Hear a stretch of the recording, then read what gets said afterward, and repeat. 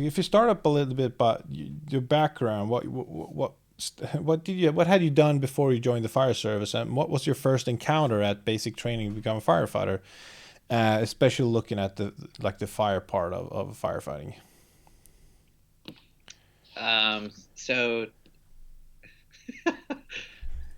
yeah, it's really awkward. Record lights Well, off. it doesn't have to be. You just made it awkward. I just asked you, what's your background, James? To go like, oh, that's gonna be awkward. Yeah. I started with porn, and then I. uh, yeah. Well, I started out professionally as a middle school science teacher, but my Why did you? introduction to Well, first, fire sorry, service. why did you become a science teacher in the first place?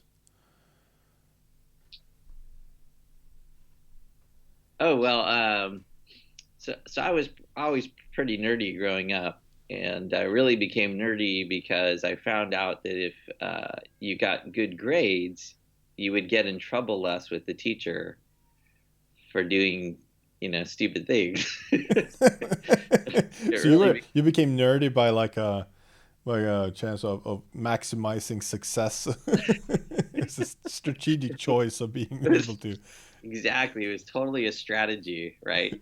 Because my parents were very strict, right? So if I got in trouble at school, that was a no go, right? But you could kind of get away with joking and stuff if you were getting good grades. so That's so, that but did started you me have a down this good? dark path. Yeah. That lead me to all kinds of mathematical equations. Well, did you have a good science teacher in school? Was that a big influence? I had excellent teachers kind of across the board. Yeah. So I'm a big believer in public education. And I think pretty much most of what we deal with in the fire service in terms of fire science, if you had sort of paid attention going through public school, high school chemistry, middle school chemistry and physics, that you could grasp a good deal of it. Um, there's definitely some stuff that you learn in college, of course, but I think if you look at the curriculum they cover in high school, you'd probably get 90% of what you need to grasp the basics of the science that we need to know as firefighters. But yeah, I was super lucky. I had great teachers who were not just teachers. Like they were also mentors. Um, and I just kind of found early on that if you just engaged people in conversations that weren't videotaped, Forever to be if documented. logged, that you would meet these interesting and fascinating people. So there was a middle school science teacher who I never had as a teacher, but my sister had her. And one day she asked me to just drop a note off. Hey, can you give this note to my former teacher? Just want to say hi and thank you. And I went in to drop this note off and just started chatting with her. And then just became a regular thing. I would go visit and we would talk about science and all kinds of stuff. And I never had her as a teacher. She just became a friend. And we could talk sciencey stuff or life stuff or teaching stuff. And that was really fun. And then I had a group of high school teachers who really kind of, I would say, ganged up on me. Uh, and because I really wasn't planning to go to college.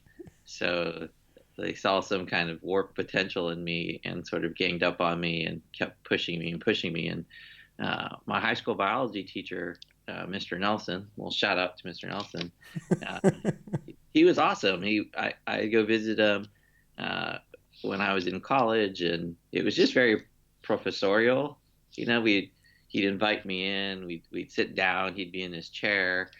He'd have a book or an article that he had saved for me while I was away at school. We would discuss whatever I was learning. Um, he and I were really into biotech when the biotech field first came out. So we would sometimes teach together. He'd let me come and he would be teaching, how to do bacterial DNA transformations and how to use current biotechnology when it was very young. And so I would go and I would work in the lab as he was teaching at different schools and assist with, teaching them how to micropipette or run gel electrophoresis or whatever we were doing that week. So it was a really fun, sciencey environment. But it was more, I feel like there's a difference, right, between doing science and teaching science. Yeah. So some people describe me as a scientist, but I'm not. I don't do. Well, I get that a lot too. I go like that. I'm entirely not sciencey in that regards. Yeah. So science education and science as an endeavor are very different. So Absolutely. yeah. And so And they're equally important. I would also say, like, yes. It might even be that science educator is much more important nowadays than actually scientists. I would not disagree. Because we know scientists know a lot of the world, but it's not getting into like the average person on the street. Yeah. To the extent that it needs to be.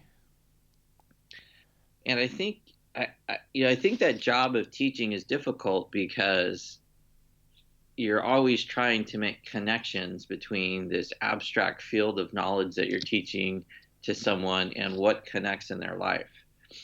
And when you're taking a physics course and you're going through, forces in motion and light and energy and electromagnetism and all these things so rapidly, it's really hard to make those connections. Whereas firefighting, you pretty much have direct connections to something that's very relevant pretty immediately. So you can cover science content with firefighters and have that immediate connection to what they do and kind of show the relevance. And I think since most folks are interested in explosions and fires to some extent, if you could do more of that connection at earlier grades, that more people would be interested. But it's also, dangerous and hazardous to do those things. So they kind of don't. They do and they don't belong in public schools. Well, I mean, like everything else, it could be done safely with a good instructor. And that's the small piece of the puzzle in the end there, a good instructor. Yeah, that's great. It's not burning up your students.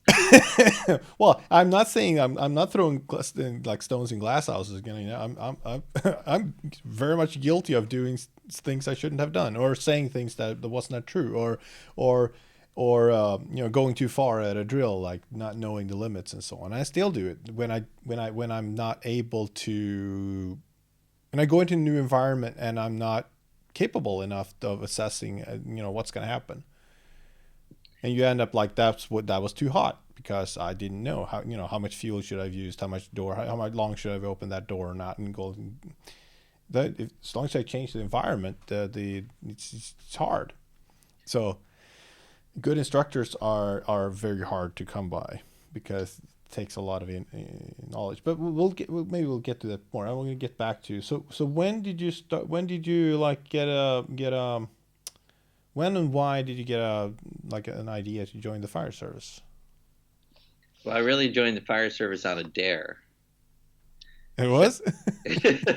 So my sister sat down with me, and she was very popular, and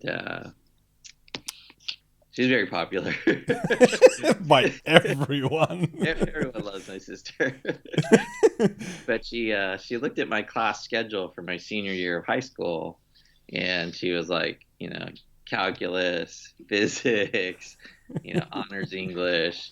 And she just kind of went down the list, and she was like, James, you're such a nerd loser. Why don't you do something fun your senior year of high school?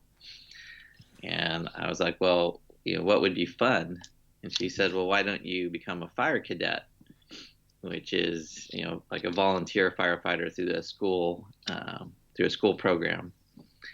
And I had been familiar with the program from running across older high school students who had done it. And I thought, well, why would I do that? That's something that the football team does. And so she said, well, you'll get chicks. And I thought, sure, that sounds like a good Sounds great. what does a nerd want more than a math book for Christmas?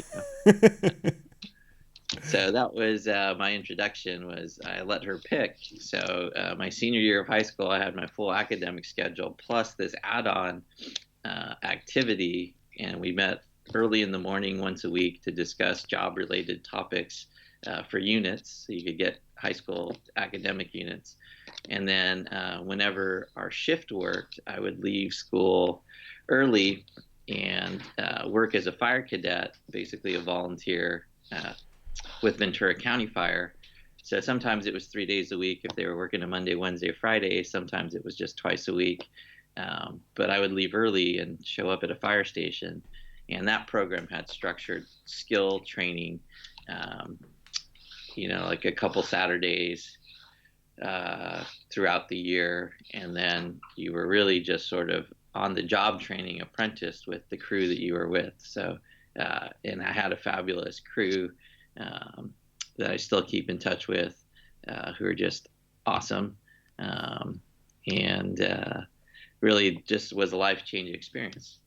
And I think most people that brush up against the emergency services and fire in particular have that life-changing experience, right? Because you have that family, you have that connectiveness, that sense of belonging to a team, you have purpose.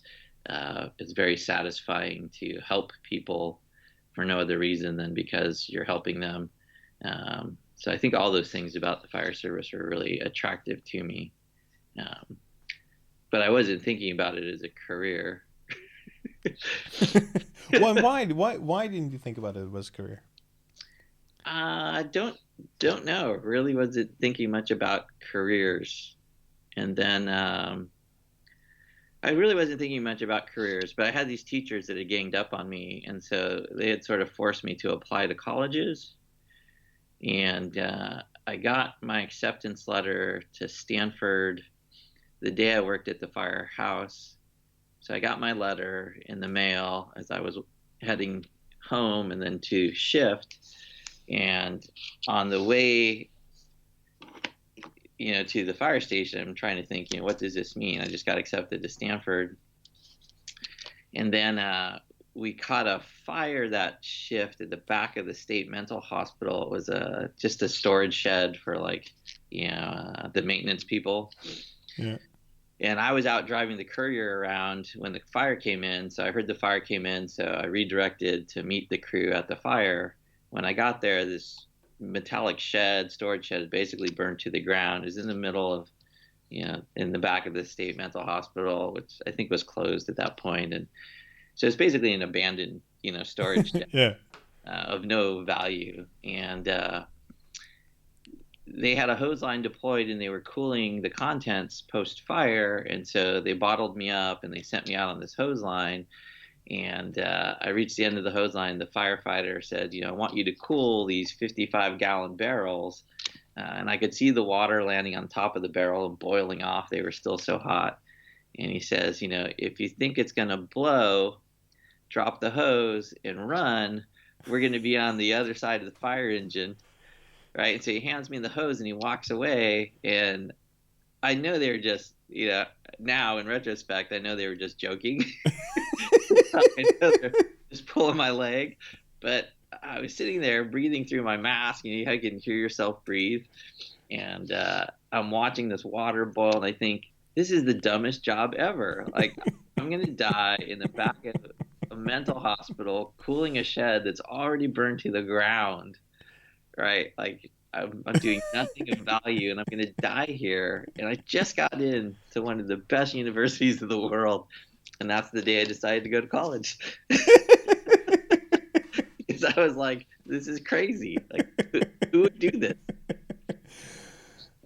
So you went to college. So I went to college, and Yeah. the only reason I went is I had these awesome teachers that, like I said, ganged up on me. So when I went to college, I really wanted to give back to public education and to education in general because it had done so much for me. we grew up very, very poor, and had really had nothing growing up. So being able to attend, this amazing university and meet people from all over the world who are so highly accomplished, and learn from people who you read about in your high school textbooks, right, as the world expert in whatever, or the Yeah. discoverer of, X, Y, or Z. It's pretty phenomenal. So I wanted to give back, and that's why I became a science teacher, is I wanted to give back to the community, to educate, to help people learn things that had meant so much to me, that had been life changing for me. And I also wanted to teach while I was young. I think there's a certain kind of benefit to having young teachers, and there's an immense benefit to having experienced teachers as well. Um, but I just couldn't shake the firebug. So the whole time I was teaching, I just kept feeling a pull towards the fire service. And to me, I finally understood why I had to draw to the fire service when I took a Dostoevsky class.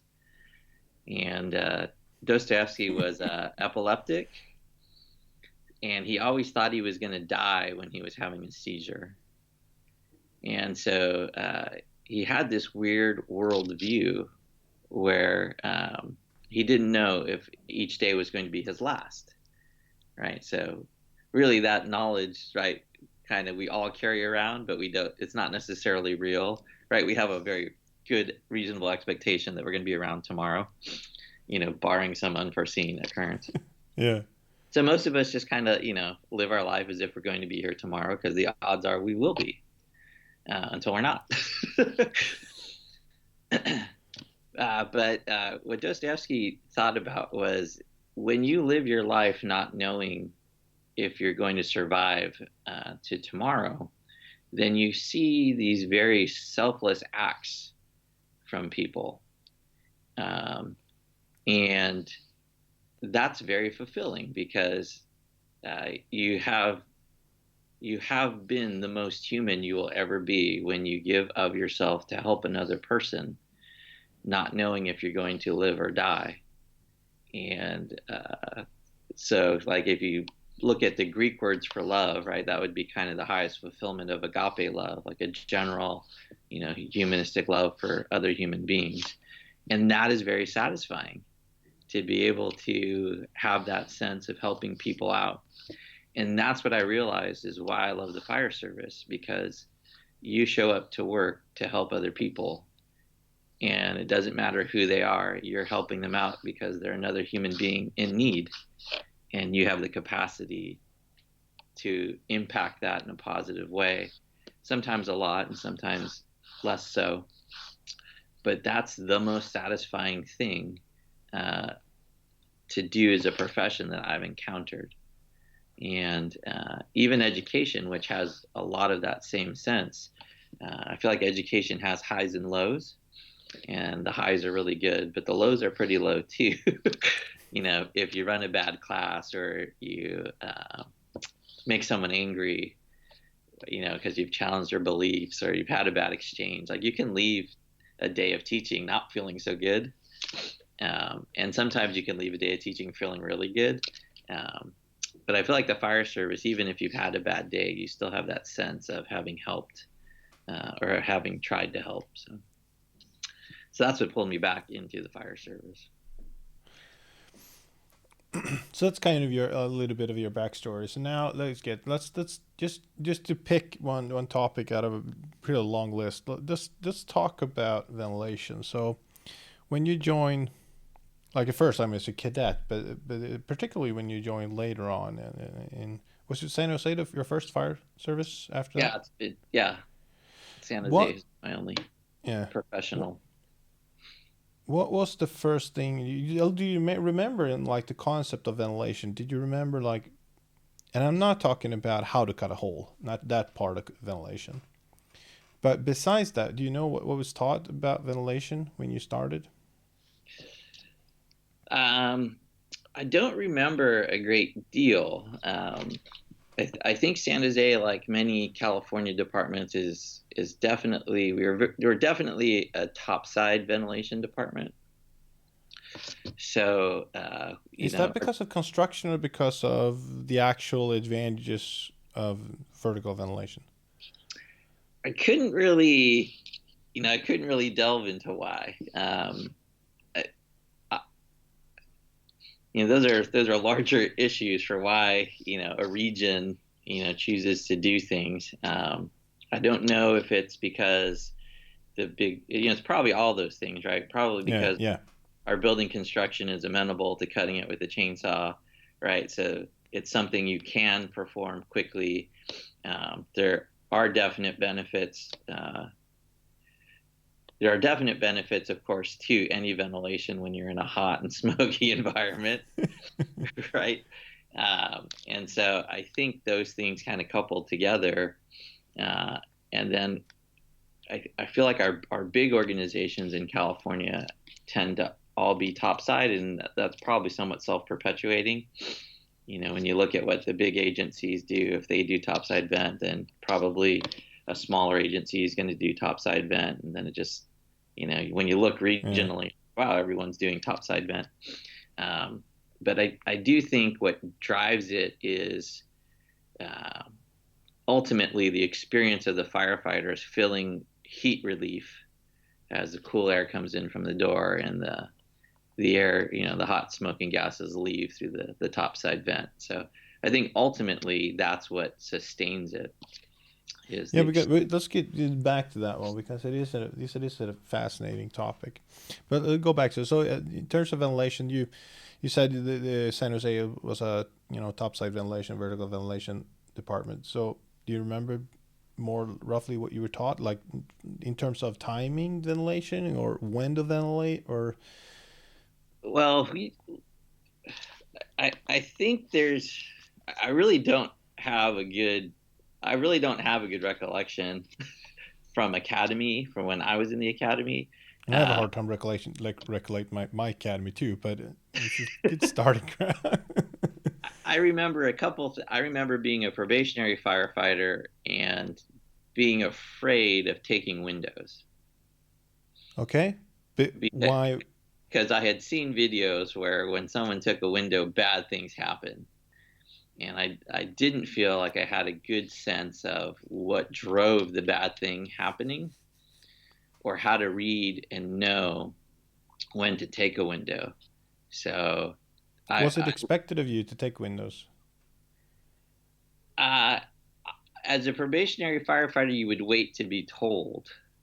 So I just didn't want to be the guy on the end of the pike pole breaking glass when everything went bad, uh, even if I had been told, right, hey, take all Yeah. the windows.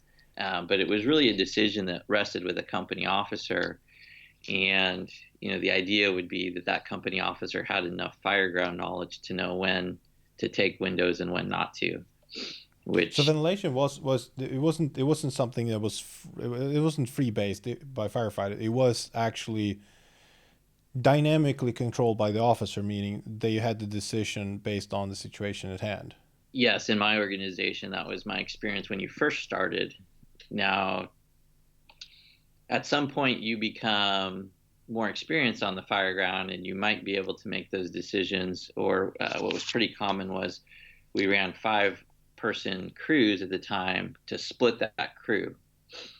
So a captain might go with 2 firefighters to do a primary search into the building.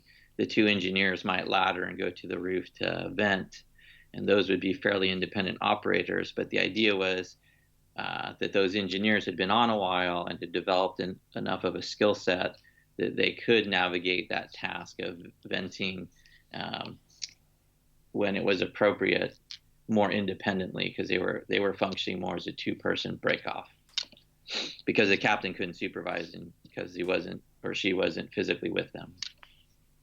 So But we would always try to go topside if we could go topside.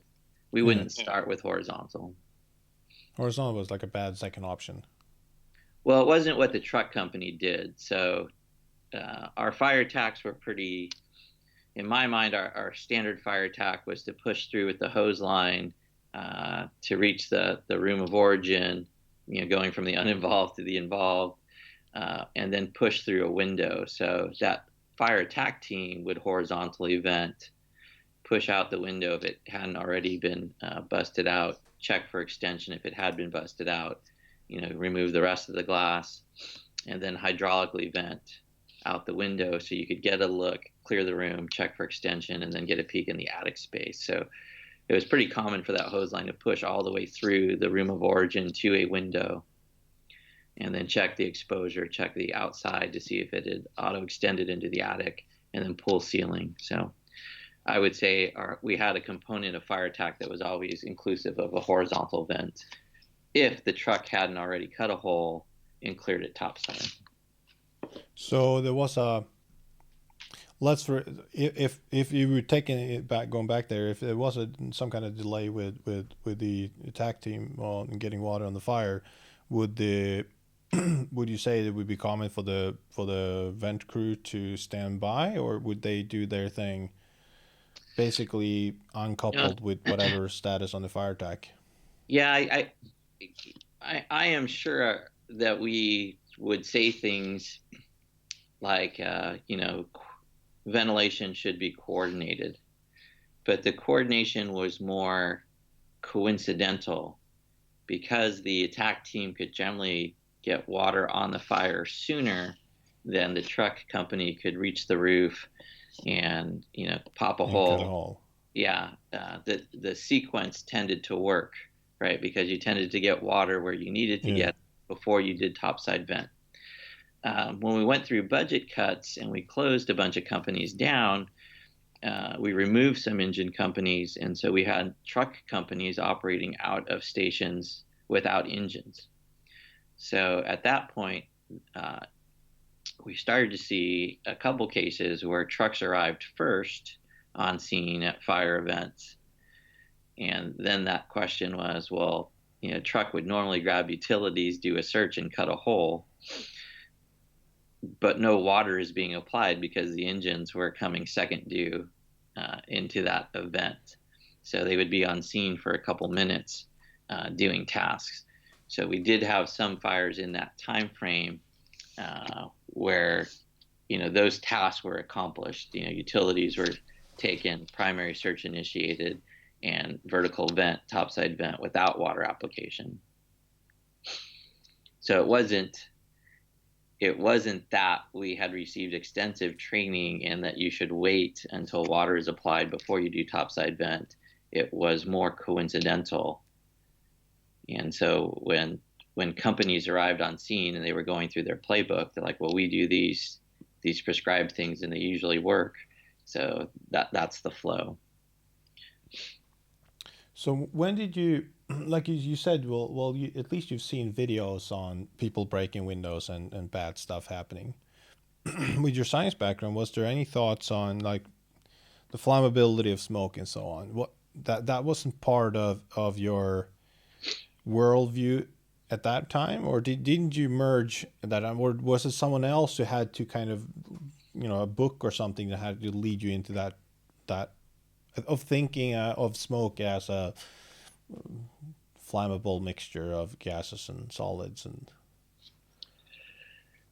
well, interestingly, flammability range is not really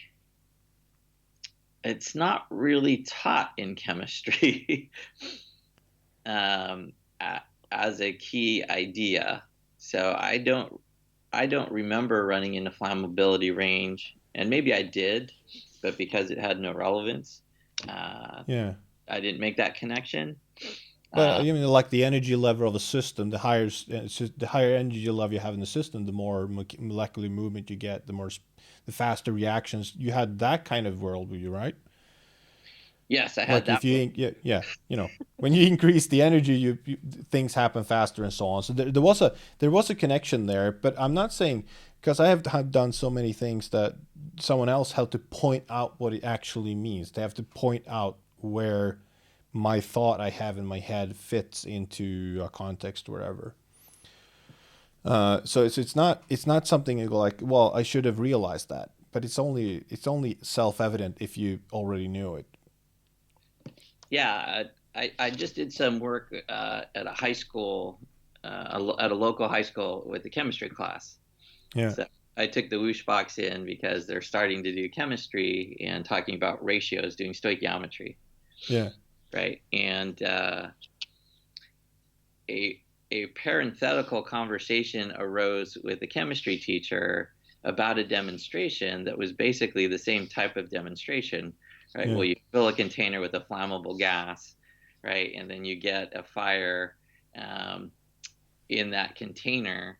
And the question was, why doesn't it burn inside the container, but it burns just outside the container? yeah, And I was thinking, this is what we've been discussing all day, right? This is flammable range. yeah, But it wasn't obvious to that teacher to draw that connection. yeah, And then I was thinking, yeah, that idea of flammability limits, while it exists in our industry, is not that relevant to a chemistry teacher, right? Because the chemistry teacher is going to draw an equation on the board, right? It's going to yeah, be methane plus oxygen, yeah. right? To balance that out. And it balances out, and it's always flammable in the equation. Yeah, Otherwise, you don't have the equation, right? yeah, So it's not directly connected to a real thing, yeah, right? So flammability range, I don't think really exists. I mean, I had been taught flammability range. It was in our fire behavior chapter, yeah, right? And I think all firefighters, for many years have received that definition. But when it just sits in the book as a definition, it's not made real, then there's very little connection, right? It's a definition I have to memorize. It's going to show up on a multiple guess test. yeah, I'm going to get that question right, but it doesn't really mean a whole lot, right? So until I saw the whoosh box or the desktop aquarium in Sweden, and I thought, wow, this is a great way that you could kind of explain this concept and people could see this concept. Then I thought, must get one for the house. um, it was just these hard definitions, and you can teach and have firefighters memorize those definitions, but they don't mean anything to them, right? And so I think in the States, the biggest proponent of pushing an understanding that smoke can be flammable was probably Dave Dotson's mantra of smoke is fuel.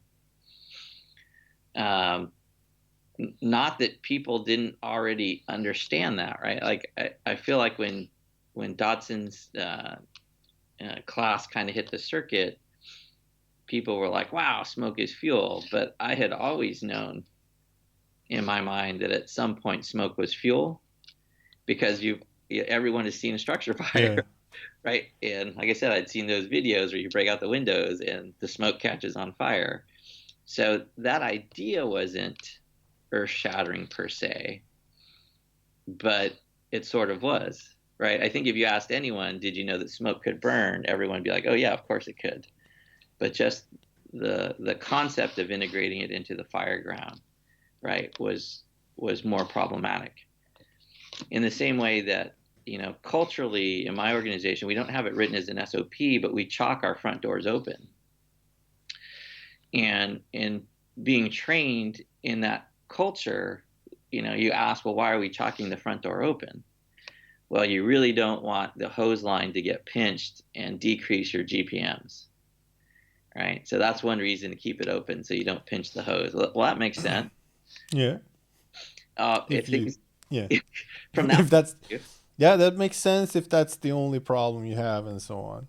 right. And, if things go bad on the inside of the house, you want to I clear out, want to move out. Yeah, right? So you want that and you door. can get some light back. You can see the source where you're going, and so yeah, Exactly. yeah, Right. There's all these benefits to it. yeah, But what was never discussed was flammability limits, right? There wasn't a discussion about, if you go into a too rich environment and now you lean it out by introducing air, that you can get, you can be creating the event that you're leaving the door open to escape from. Just gonna let the cat out. Not literally. Well, actually literally, but not the what do you call it? Metaphorically. I'm not going to let the cat out metaphorically out of the bag. I'm literally going to let the cat out through the door. But that's a good a good thing, because I was thinking about like Sweden and door control. Like Swedish firefighters always been done doing door control, because Swedish firefighters, going back to maybe never lost the concept in the practical concept of smoke is fuel. So close the door, limit fire spread, and so on. But it fell away like in the 2000s and 2010. Door control was like not many fire service practice in reality practice door control anymore. Now the reason for that is, I think, is pretty simple. You teach firefighters about flammable limits, and firefighters know that. You teach in Sweden, and teach firefighters about smoke is fuel, and so on. But because the experience, fewer fires, the experience drops down, and most fires are not complicated. You don't have to do door control. Like you just knock the fire out. And because of basically laziness and the we call it just standardization of deviance and so on, because it's not really needed, it's not really important to do it every time, and it kind of falls away, the practical implications. And when it's taught, it's not taught, it wasn't taught that much anymore, because it was taught the theory of why you want to close doors, but it wasn't taught in practice anymore. It kind of fell off.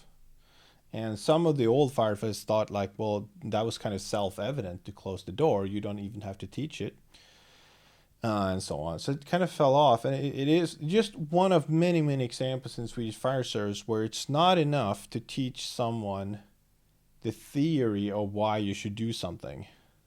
You still have to keep the practical part. You actually have to practice it. You have to put it in contextual things. You have to write it in SOPs or whatever you want to call it.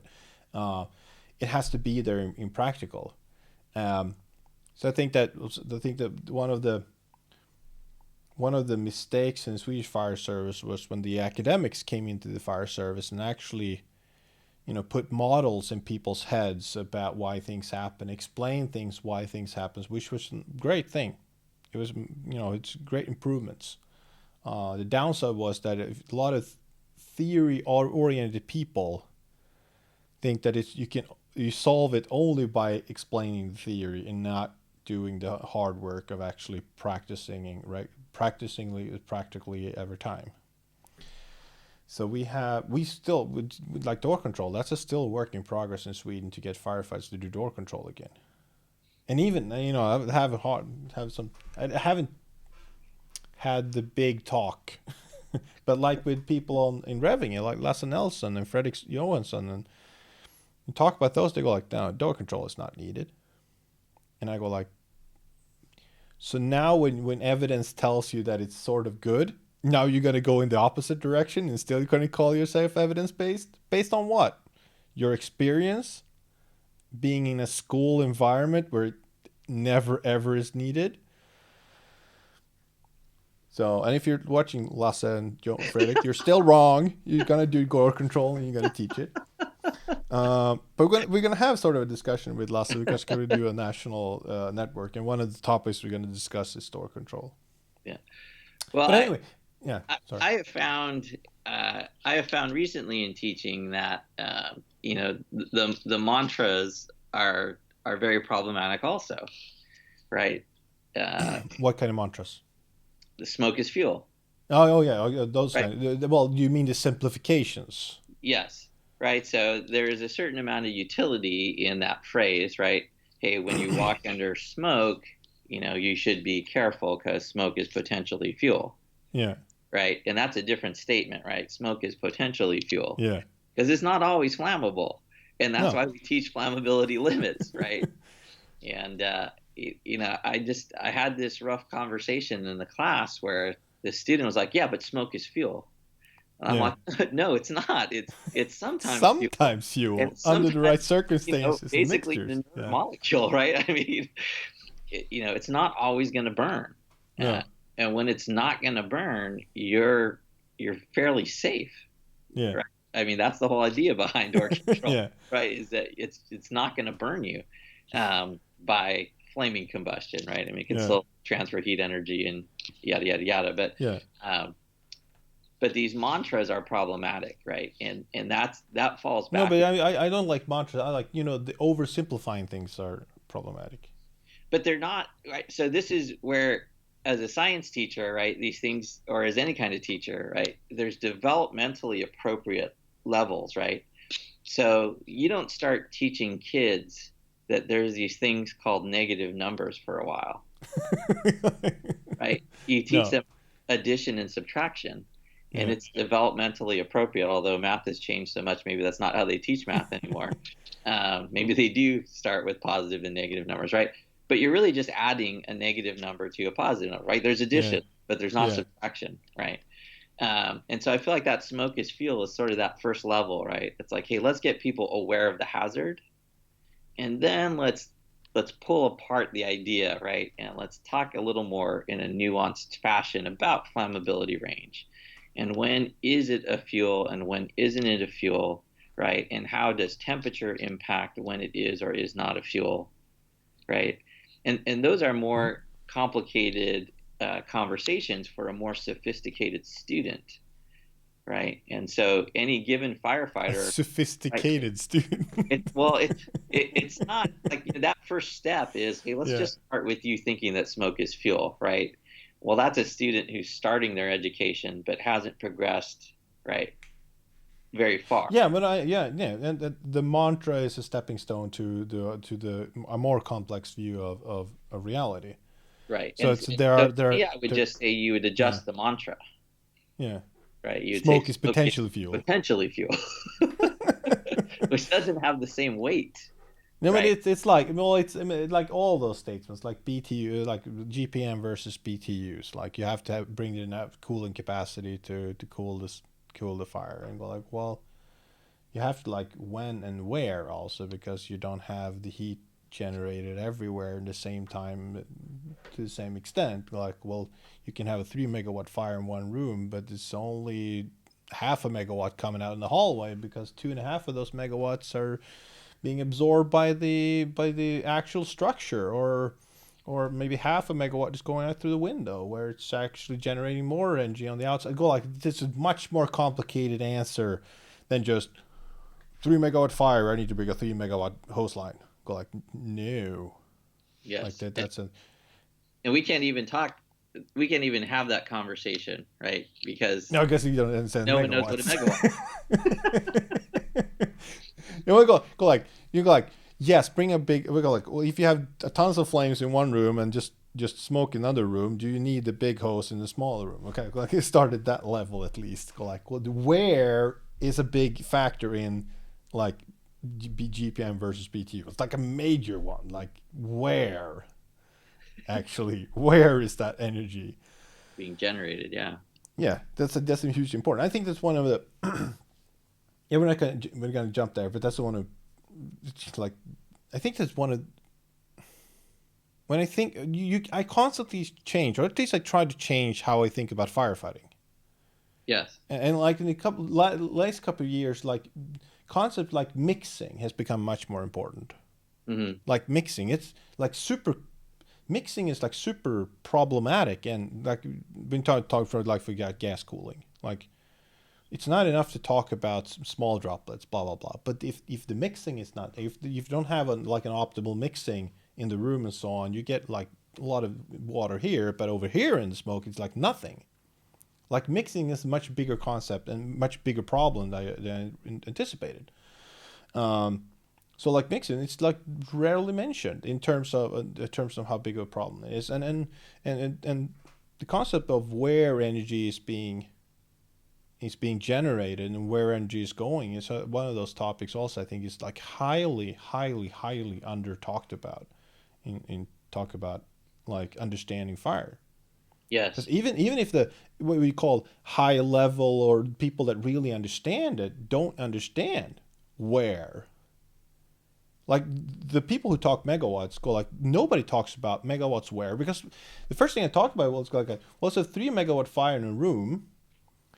Do we have to cool megawatts. No, because when I'm outside in the hallway, it's just a little bit left because most of it's being soaked out into the building. Like, nobody has ever said that context to me, even though it might be self-implied, but nobody said it. Never talked about, never read about it, never like discussed in a technical report somewhere. Yes. And it's kind of an important. Just a little bit.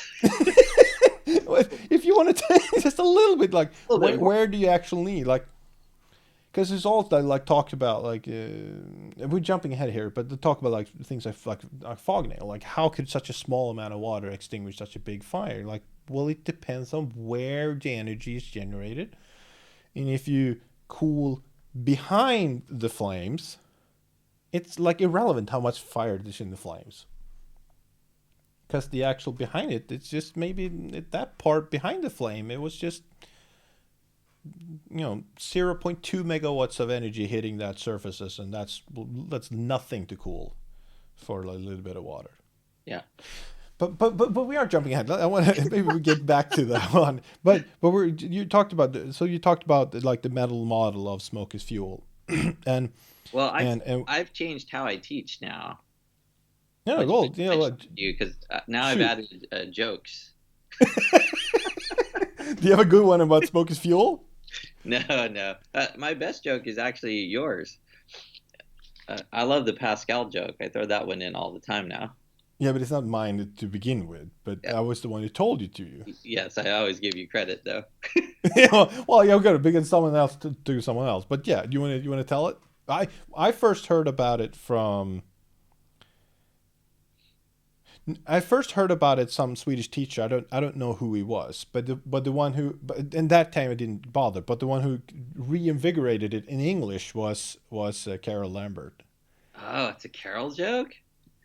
No, I don't know if I know he couldn't invent it because I've heard it before in Swedish. But he was the one who got like, that's an excellent joke. Like now when I'm actually teaching, so Carol is the one who should be credited in that case. And maybe. The only problem with Carol is he'll start laughing before he reaches the punchline. But it is a good joke. No, he didn't laugh the time I heard it. I think he did a good job of delivering it. Well, so you have to tell it now because I don't I think I haven't seen you tell it in a while, so I think you should tell the joke. No, man, I call it. Oh, I need to. You remember, you have to set the stage. So the concepts are. I got it from it. The concepts are the stage is you're talking about pressures. Pressures. So you have to learn to talk about pressures, and it's got the 1 Pascal. I have to remember it. So 1 Pascal is a Newton per square meter. So Pascal is the one who's actually remember that Pascal is the one who's searching, right? No. Einstein. No, you found Pascal. No, you found Pascal because it's Newton per square meter. Yes, sorry. So Newton. But who is the third one? I forgot about it. Newton is standing in the square, 1 meter square, and Pascal is away. And who's the third one? Einstein. Einstein is actually searching.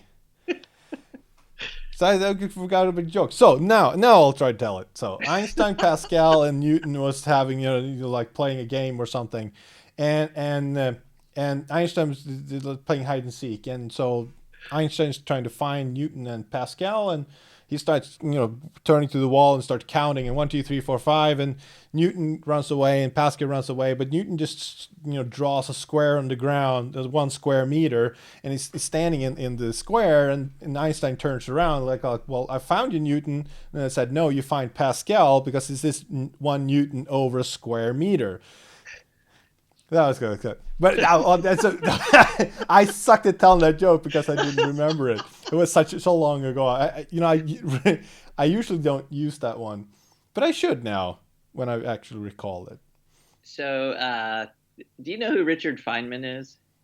Yeah, it's a physics guy, super famous, awesome teacher. Yeah, physics guy. Right. Richard Feynman. He has an essay where he basically talks about atomic theory.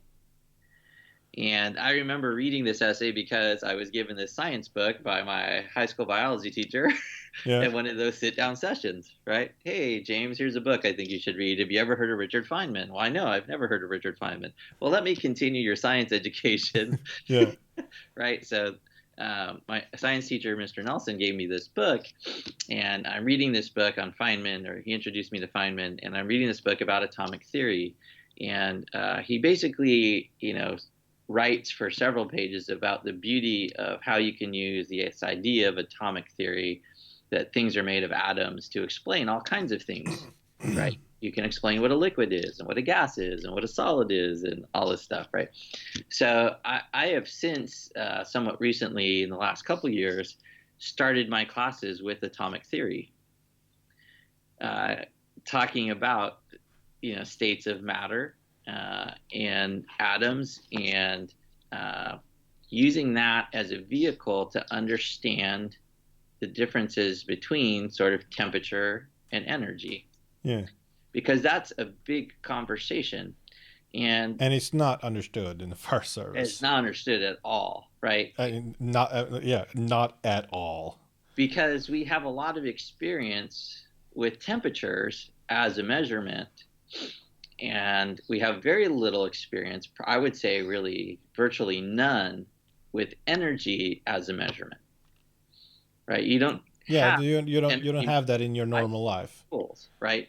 You Yeah. measure energy indirectly in schools by measuring temperature, Yeah. because they're related, right? But Yeah. it creates this like weird understanding. So I now start my classes out with that conversation about atomic theory, what atoms are. I then roll into temperature versus energy, and atomic theory allows me to explain what pressure is. Oh, yeah, well, yes, it does. But it's but Because they are I don't know how it's people teach pressure. no, I know. I mean, you can teach it empirically, like actually doing physical experiments of pressure, so you kind of get a sense of how pressure works. But it's not. It's very hard to understand pressure if you don't with, for instance, atomic theory. Yeah. Like so you can experiment and get you can get the sense of pressure and like understand that heavier things exerts bigger pressures on and so on and experiments on how big of a footprint each object have in terms of how much pressure they're forcing compared to weight.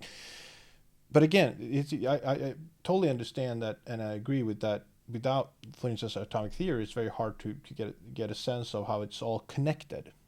And I Yes. think that's the thing. At some point, I'm not saying at all that I am very good at physics and chemistry, but at some level, I can't explain exactly what it was, but at some level, you kind of get one of the many ahas you get, or I've received many. You kind of get where you get a sense of now I see how it's connected. Like on all different topics, it doesn't matter what kind of topic it is. In terms of physics and chemistry, now I have like a base understanding of for instance atomic theory, that now I can see how they're all related. Yeah. Like I could discuss backdraft and flashover and smoke explosions as a model, but when you get down to atomic theory and see that, well, there is no, if you add mixing to that and so on, there is no clear borderline between those. It's not like it's very arbitrary what you call them, like the mental models you can create. And I think if you don't get to that point, you could never ever say that you understand fire in any concepts. You can just say that I understand how to use the mental models. Even though that if you get below that, there's just new models. there's just model layering all the time, and you scratch like, what's light? And you go like, now I understand light, but scratch on it, go like, no, it's just quarks, and like, no, stop it. Like energy, like, well, what's what do you call it, situational energy? What's like what's potential energy? What's in English? Potential energy, you have that when you have chemical energy, but if you break that down, it's like some. I think one chemical energy is like almost like in the foundation of everything. Or wasn't that something like that? I don't remember. I went down that path some 2 years ago. When I started writing your questions there, I went down that path and I realized that that's a way bigger, way bigger, way deeper rabbit hole than I was expecting. And I'm just not going to go there. And it is trying to figure out, right, for your audience, what is developmentally appropriate, right? But I do find it very difficult. It is difficult to impossible to discuss fire if you don't understand the difference between temperature and energy, right? Because Yeah. you have a garage fire and those flames are in a certain temperature range and they're the exact same temperature range as the candle that's burning, but the candle and the garage are very different fires. Yeah. And if you don't have a vocabulary to distinguish those two, right, if you're just talking about temperatures, then those two fires are identical. And that creates a problem because you can't even have a conversation. You can't even distinguish a house fire from a candle on fire if your only vocabulary is temperature. And that to me is very problematic because now I can't even have the simplest of conversations. No, and I of course totally agree. But would you say that, because I've been taught about like how to teach, like there's always this, which is really important, but it's very hard. Always teach with the end goal in mind, in the sense that when you talk about the atomic theory, you always have to put it in some kind of practical application for firefighters, which is really hard because the more you get into like atomic theory and so on, the longer jump it is between the concept of what an atom is or a molecule and different ion bonds and so on. If you're go on, the harder it is to make that direct connection to the fireground. I mean, there is a connection, of course, but you have to make those long explanation how it, like, that leads to this and this leads to that and that leads to that, and that's why you can't open a window. Like, Yes. well, but there is like there's not a direct link here. There's multiple pieces, and it's the chicken and the egg problem, right? Where I'm going to start. If I start with atomic theory, they're going to go because I need atomic theory to explain like flammable limits, and it's go like, don't open doors, otherwise this can happen. Like, whoa! It's very hard to. Yes. Because even if you start with a video of someone breaking windows, now I'm going to explain you why this doesn't happen. They go like, ooh, atomic theory. Like, it's very hard to make that jump. So it's a balance of finding. I haven't noticed that. Must be that I'm just such a sucky teacher. Which is kind of cool because you talked about Feynman. I mean, Richard Feynman was. I mean, talk about a person who could make everything interesting. Yes, he was a god. I mean, talk about it. But you can see the sparkle in his eyes. Yeah. Like any question you could ask him, he was go like, "What do you mean by that? Let's talk about." And he start talking about like energy, for instance. Like he always goes down to like, for instance, like energy and molecules and how they interact with each other, and that's why liquids boil. Like, and that's why sun shines and so on. So I mean, so it is about, of course, being a good teacher. But in terms of that, you can, if you have a good teaching process, you can have more teachers being able to live with that process than just have everyone has to be Richard Feynman. Yes. And in the endeavor in which you and I are involved, right? I would say that that's always going to be the limiter, right? Any project that deals with teaching, evidence-based science is going to struggle to find accomplished instructors who understand the phenomenon at a high enough level that they can break it down, right? That's I think regionally a problem. There are plenty of people who will take students into a burn room. They like doing that. That's hands-on. That's fun. But there aren't very many instructors who want to stand up and talk about atomic theory. Right. And it's not many that can go into the container and make sure that what they're doing is actually aligned with the atomic theory.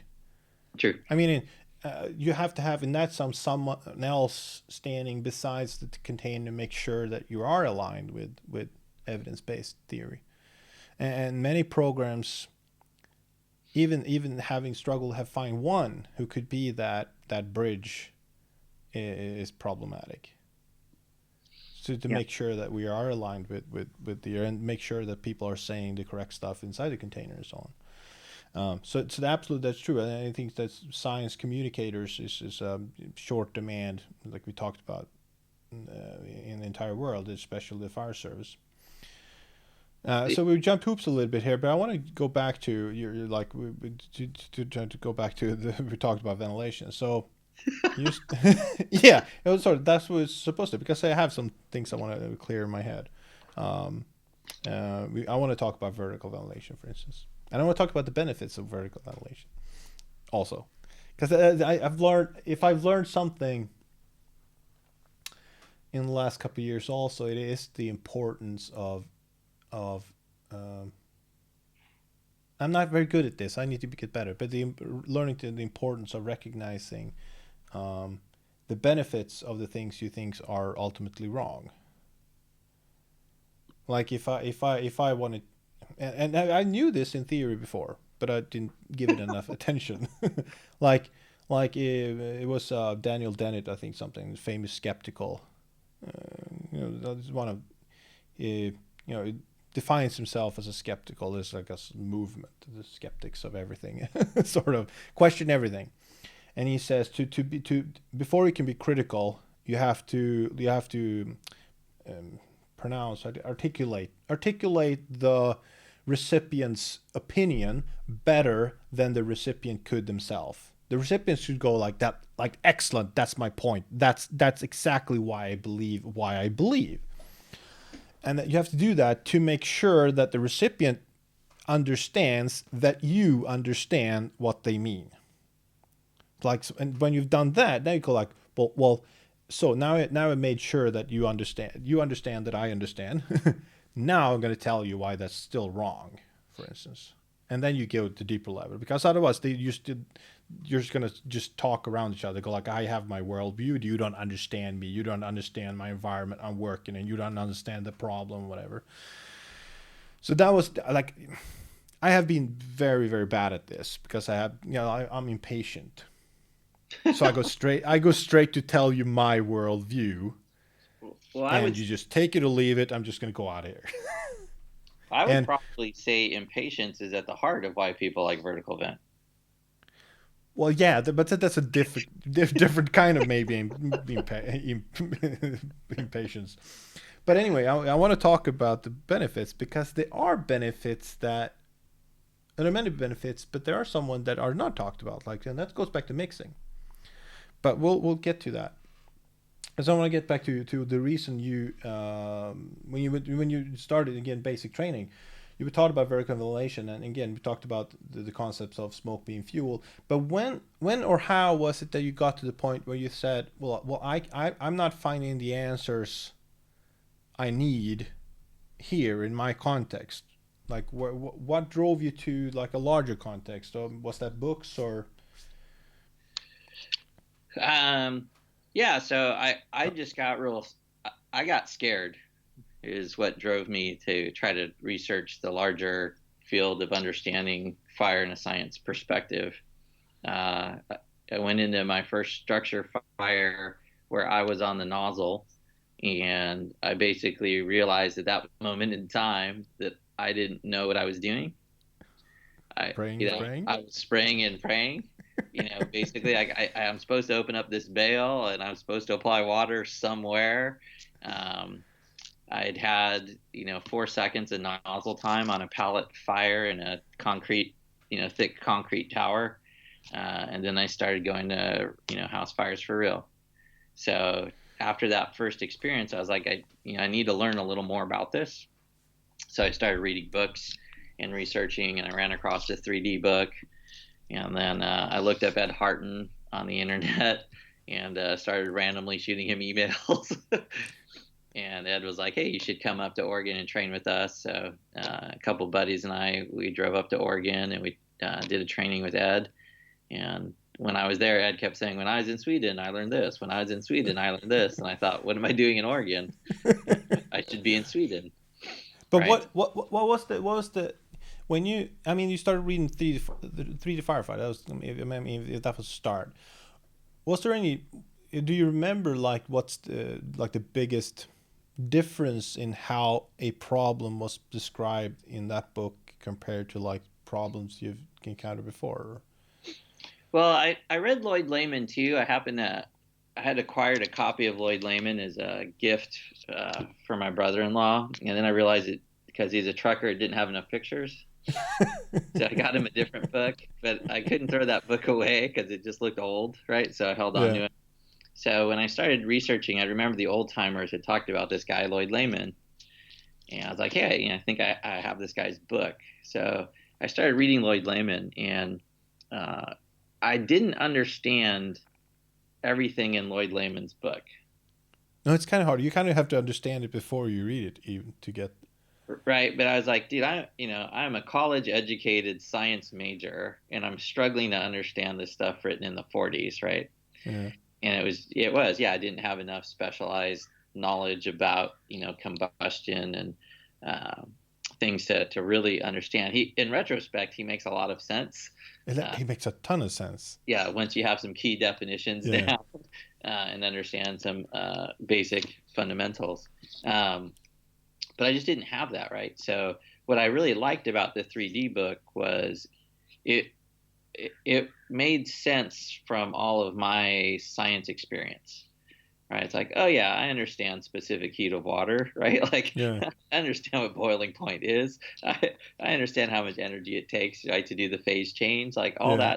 all that stuff was like, yeah, I get all this. It all is in alignment with my science background. And in thinking about fire, right? Fire should be, because it's chemistry, should be science based, right? There should, our endeavor is a scientific endeavor.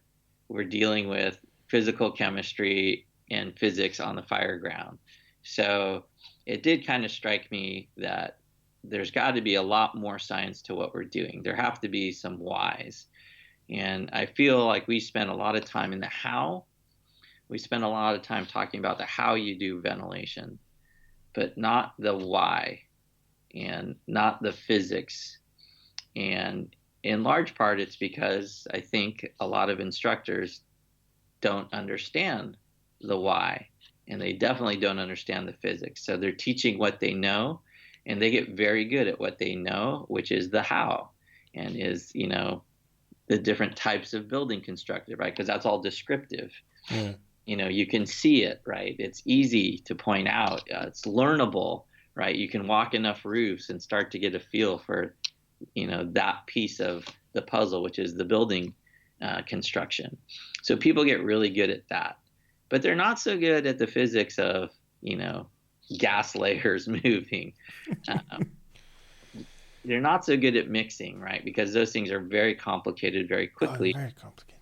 So you end up with that. What can I teach? Now I have a 4-hour block with a person whose science education is very limited, right? So even if you wanted to, you would still have to have a 2-hour conversations about atoms and thermometers to even start to have any of the other conversations. And no one wants to have that 2-hour long conversation where we just build definitions, except for me. And I enjoy doing that. No, it is. I mean, and I think that's the most important. I mean, the problem, like discussing online, I fall through traps sometimes, but I usually never ever discuss online, because the problem is we're not discussing based off the same foundation. Yeah. So it's constantly battling opinions. Yes. And the only way to judge someone's opinion, if you don't understand how to critically look at it, is by asking, how much credibility does the person have. So if person X has more credibility with you than per person Y, you're going to be person X just because credibility, like authority, and that's where experience comes into play. And I remember still, coming to the United States, I was always surprised that they always asked, how many years have you been working, what station, how many calls do you have? Because that's the only way they could evaluate. Basically, does what I say hold any water? Yes. Like, because when I start talking about like why we have a booster line and that's knocks down X amount of fire, and they go like blank, like they couldn't like what's a 2 megawatt fire, or but your houses are small, so you can have booster lines. Our houses are big, so we have to have big water. Yeah. Or your house is made of stone, and that's why you can use the booster line. And our house, our houses are made of wood, so we can't use booster lines, for instance. It becomes 100% anecdotal or experience based. So it is a problem. Like you have to, like it's not worth having a like. Someone asked me sometimes, you can be very specific. What do you think about flow? It's a very specific question, like how much flow should you need, what's adequate for a host line, and so on. And usually I say, like, I will not have a discussion. I will not tell you my beliefs unless you give me 4 hours, because I can't have that. I cannot have that conversation with you unless I give you, at least I can tell you what I base my answer off.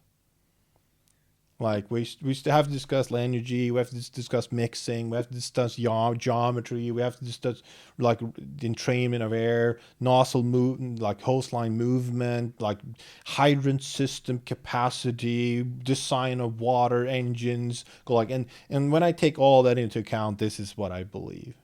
Like this is an adequate sized hose line, which is not more is better. But just dropping a hint here.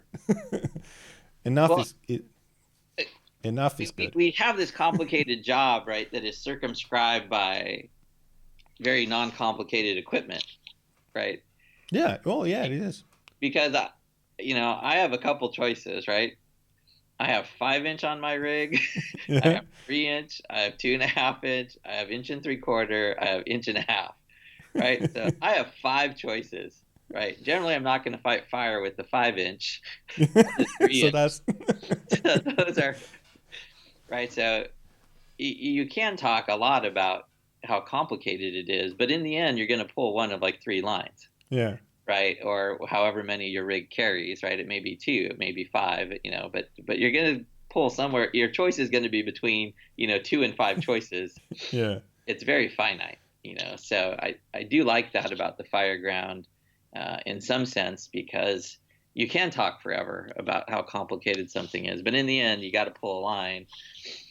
And so, But someone has to decide what kind of lines they are, and someone has to say that that's the options you're given, and somebody has to say, yeah, why are you given those tools and not a high pressure system and a CAF system? And it's so there is.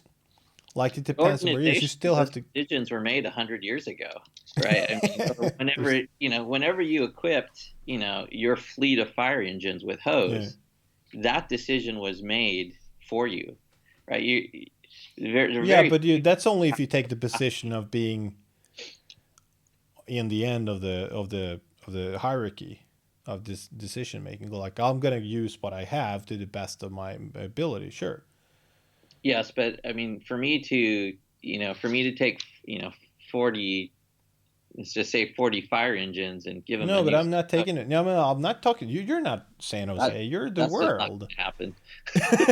No, I understand. I mean, there are practical implications. I can't do that either. I mean, in the context of changing one engine is hard if you want to do that.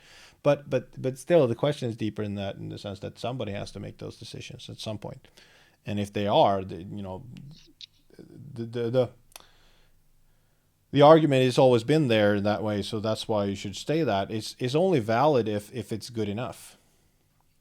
It doesn't have to be perfect for a lot of because the hassle of changing might not be worth it, but it needs to be good enough. And I'm not saying like those options are fairly good. Now, would you need a high pressure systems? Well, you probably could serve you well in your department to have a few higher pressure systems and so on. Yeah. But A few overall, penetrating nozzles, a few smoke curtains. yeah, but I mean, but seriously, I mean, the tools are. I mean, I think everyone coming from the fireside starts to become interested and start reading books, at least partially because you're tool oriented. You want to find the best nozzle, you want to find the best tool, you want to know what kind of system to use, you want to have, you should I buy this X system X or system Y. You're tool oriented in more of a sense. You know, what's the most common questions I get is like, you know, like should I, you know, should you use high pressure, low pressure calves, you know, because we want to know what to buy for our new fire truck, for instance. The most common questions I go. And the more I learn about firefighting, the less tool oriented I become. There is not a house fire you cannot extinguish with almost any of the tools that exist on the market if you use it correctly.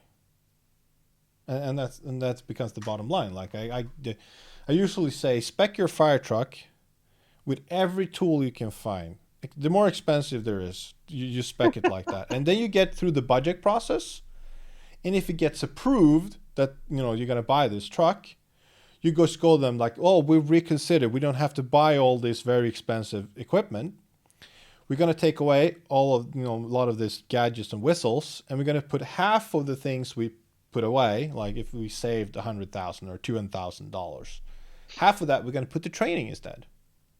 So the politicians go like, "Wow, we have less money out," and they're happy, and you're going like, "Yes, I overspec the fire engine, and I got a little bit of that budget to training."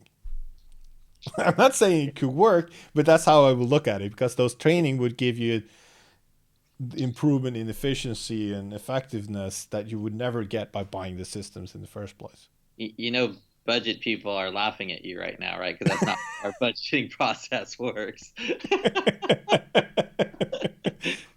I mean, usually, well, for the larger the Sweden. department, yeah, the larger departments, the harder it is. But in a smaller department, it's usually that you just have to get someone to approve on a sum. Like, okay, next year we can buy this, and if you approve on the sum, and if you switch something out in that game, that's much easier than getting it approved in the first place. Like if you want to spec a base engine and then you add training to that, it's very easy to just go, you know, training, not so much engine. We need a fire engine.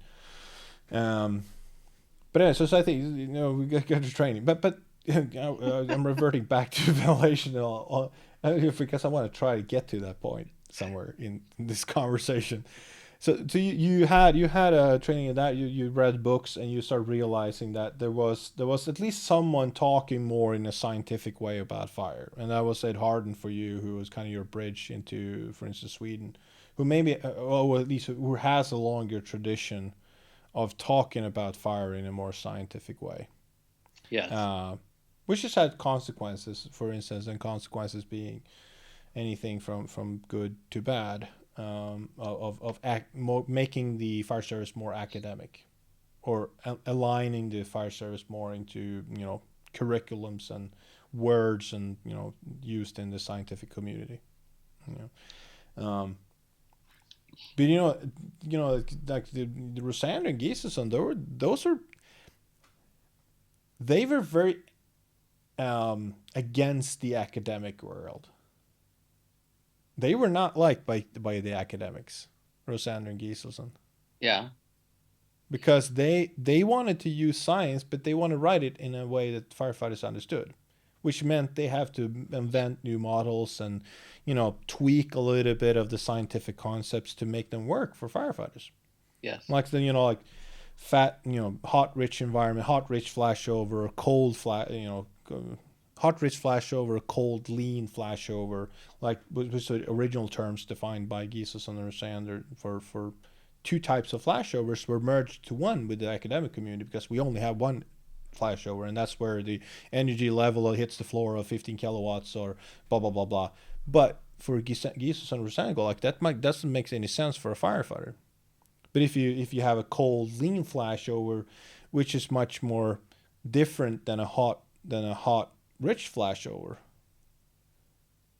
that makes a whole lot of sense for firefighters because they're going to treat it differently. The risks that they're being subjugated against are whole different. But they were, you know, they were run over because the later books, like the enclosure fire books and everything, they removed that because the academics said we're going to standardize the terminology with international consensus that this is how it works, even though it's just pedagogically a worse option.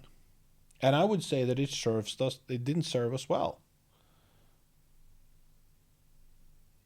but the academics were happy. Yes. Yeah. So I think there is a problem of giving too I'm with much you. rein. What? I'm with you. Yeah.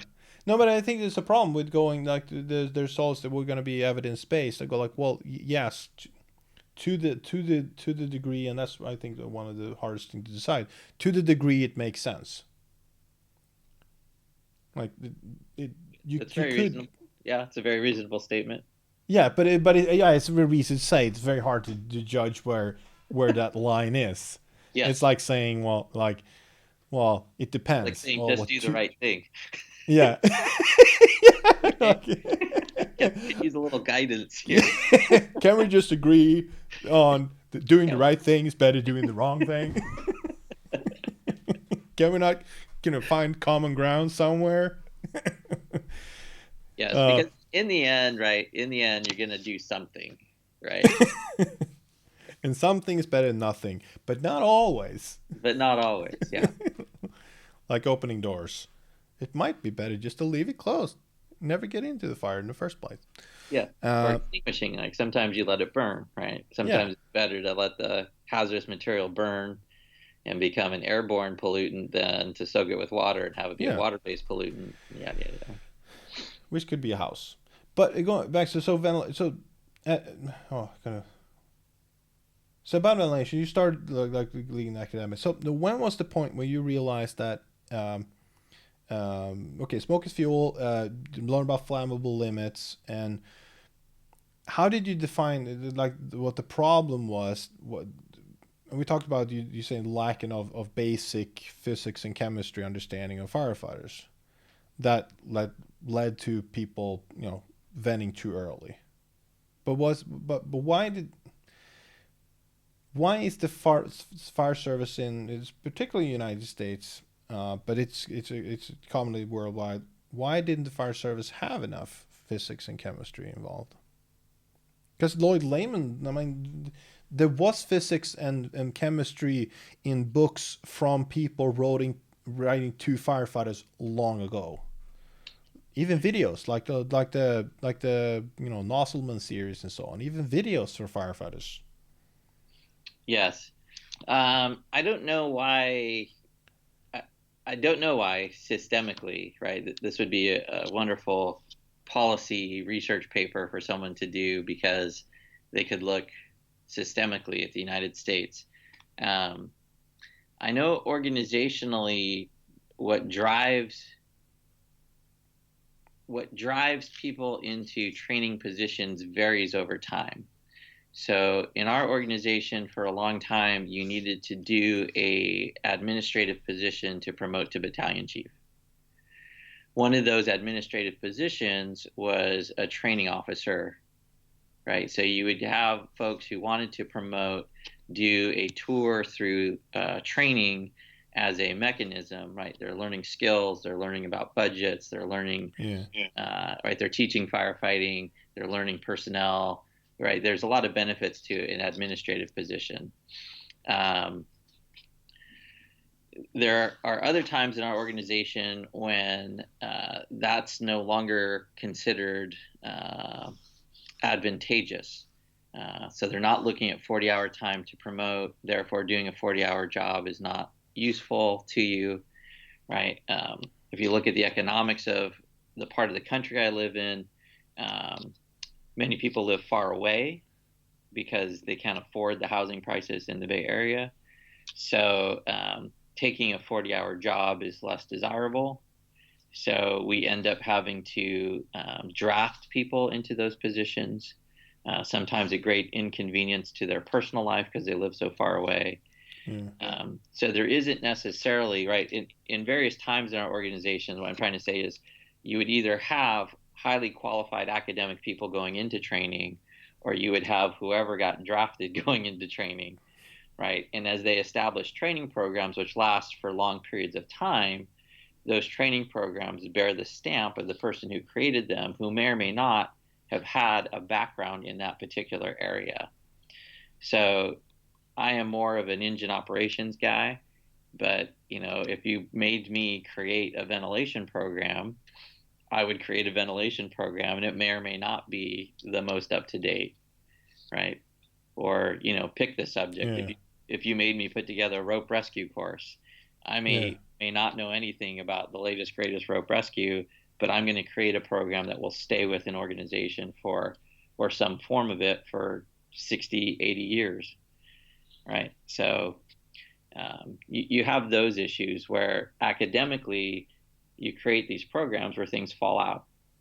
And then if you look at standards, right, when we start moving towards NFPA standards, well, the national standard for fire behavior is only 4 hours. So if you say the national standard is for you to receive 4 hours of science education for your entire career, not just firefighter one, your entire career, well, that's the stage set in the United States for saying this subject isn't important, because you will spend a good, 20 times that throwing ladders. Yeah. So nationally, we don't have the push towards academic. And I think in some sense, it really speaks to, if I'm going to speak more broadly about what it means to be an American, right? Freedom, baby. But it really speaks to that, right? The fire service is one of the few opportunities you have to go into a field with very little education and training and have a respected profession. Yeah. Right? So it's very egalitarian in the sense that it opens a lot of opportunity for people who do not have a rigorous academic background. And it sort of becomes self-perpetuating when you promote through the ranks, right? You haven't necessarily gained those academic skills, but you do value the fact that this career gave you the opportunity to advance and be a professional with very little education and training. So I think to some extent there is a self-preservation of that idea that we should keep the fire service away from the academics. The academics could already go into chemistry, could already go to Silicon Valley, right? But here's this bastion of opportunity where folks with very little education can learn a trade, get good at it, be a respected professional. And I think that's very American, that idea of being able to lift yourself up and get good at something if you're not a traditional academic-based person. And I don't know, I like those values too. Yeah, well, yeah, no, I think about like that is probably true. I mean, there was, if you look at Swedish fire service when the academics started laterally being hired, I mean, the resistance among the firefighters was like there was there was resistance, and I mean now it's commonplace. It's not the same extent, but there was, when the academics, who say the fire protection engineers, started coming in the fire service laterally and being hired at higher level positions, jumping ahead of firefighters who've been working for 20 years, and they were waiting for their position to move up in the hierarchy. That was a big issue. So I don't think that's but now in the end I think it was necessary to. I'm not necessarily it was had to be done in that way, but it was but one of the of course the benefits was to make the fire service more academic, which was needed. I mean, there are bad sides of making it more academic, like all the management stuff is too academic side.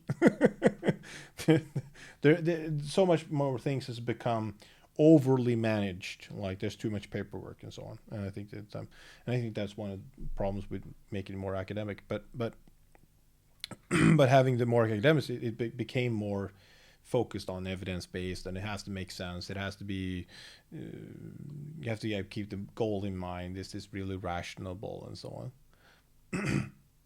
So I maybe mean, that's one of. it's one of the influences, right? But the other Yeah. influence is, when I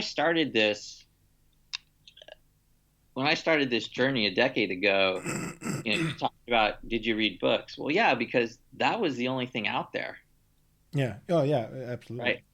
right? There wasn't a whole lot of information that was readily accessible on websites. Websites were No. relatively new, right? Wasn't doing what they were doing, right? No. Um, I mean, I feel to some extent like, I went to Sweden in 2007, but the first IFIW was in 2008, Yeah. right? And I didn't really understand what the IFIW was, right? And I was like, well, I'm not going to go back to Sweden. I was just there last year, Yeah. right? I kind of wished I had waited a year and gone in 2008 Yeah. and hooked up with this community of people, right? Uh, Kerber, McBride, and McDonough, and all those guys. If I had met them, a decade ago, it would be a different journey instead of kind of doing my journey in parallel but in isolation. Because it took me a long time to just run into all those folks. But you can now find a lot of academic information readily accessible, you know, whereas 10 years ago when you were starting this, it was super hard to find any information, right? And Yeah, but that, now I think it's the opposite. There's just too much information. and yeah, and I don't necessarily disagree with that, but why was I reading Lloyd Layman from the 40s? Because It that makes. was the only Yeah. fire behavior book out there, right? Yeah. And then, I looked really hard and found Royer and Nelson's fire behavior book from the 50s, right? And once again, how many fire behavior books were out there? Well, very few. Um, so it's been a journey, and you started with books because there wasn't video tutorials. But now you can go on tutorials, and the problem with the UL tutorials is that, UL gets funded for applied research. So while they try to insert as much basic education into their tutorials as they can, relevant to whatever applied research they're doing, Yeah.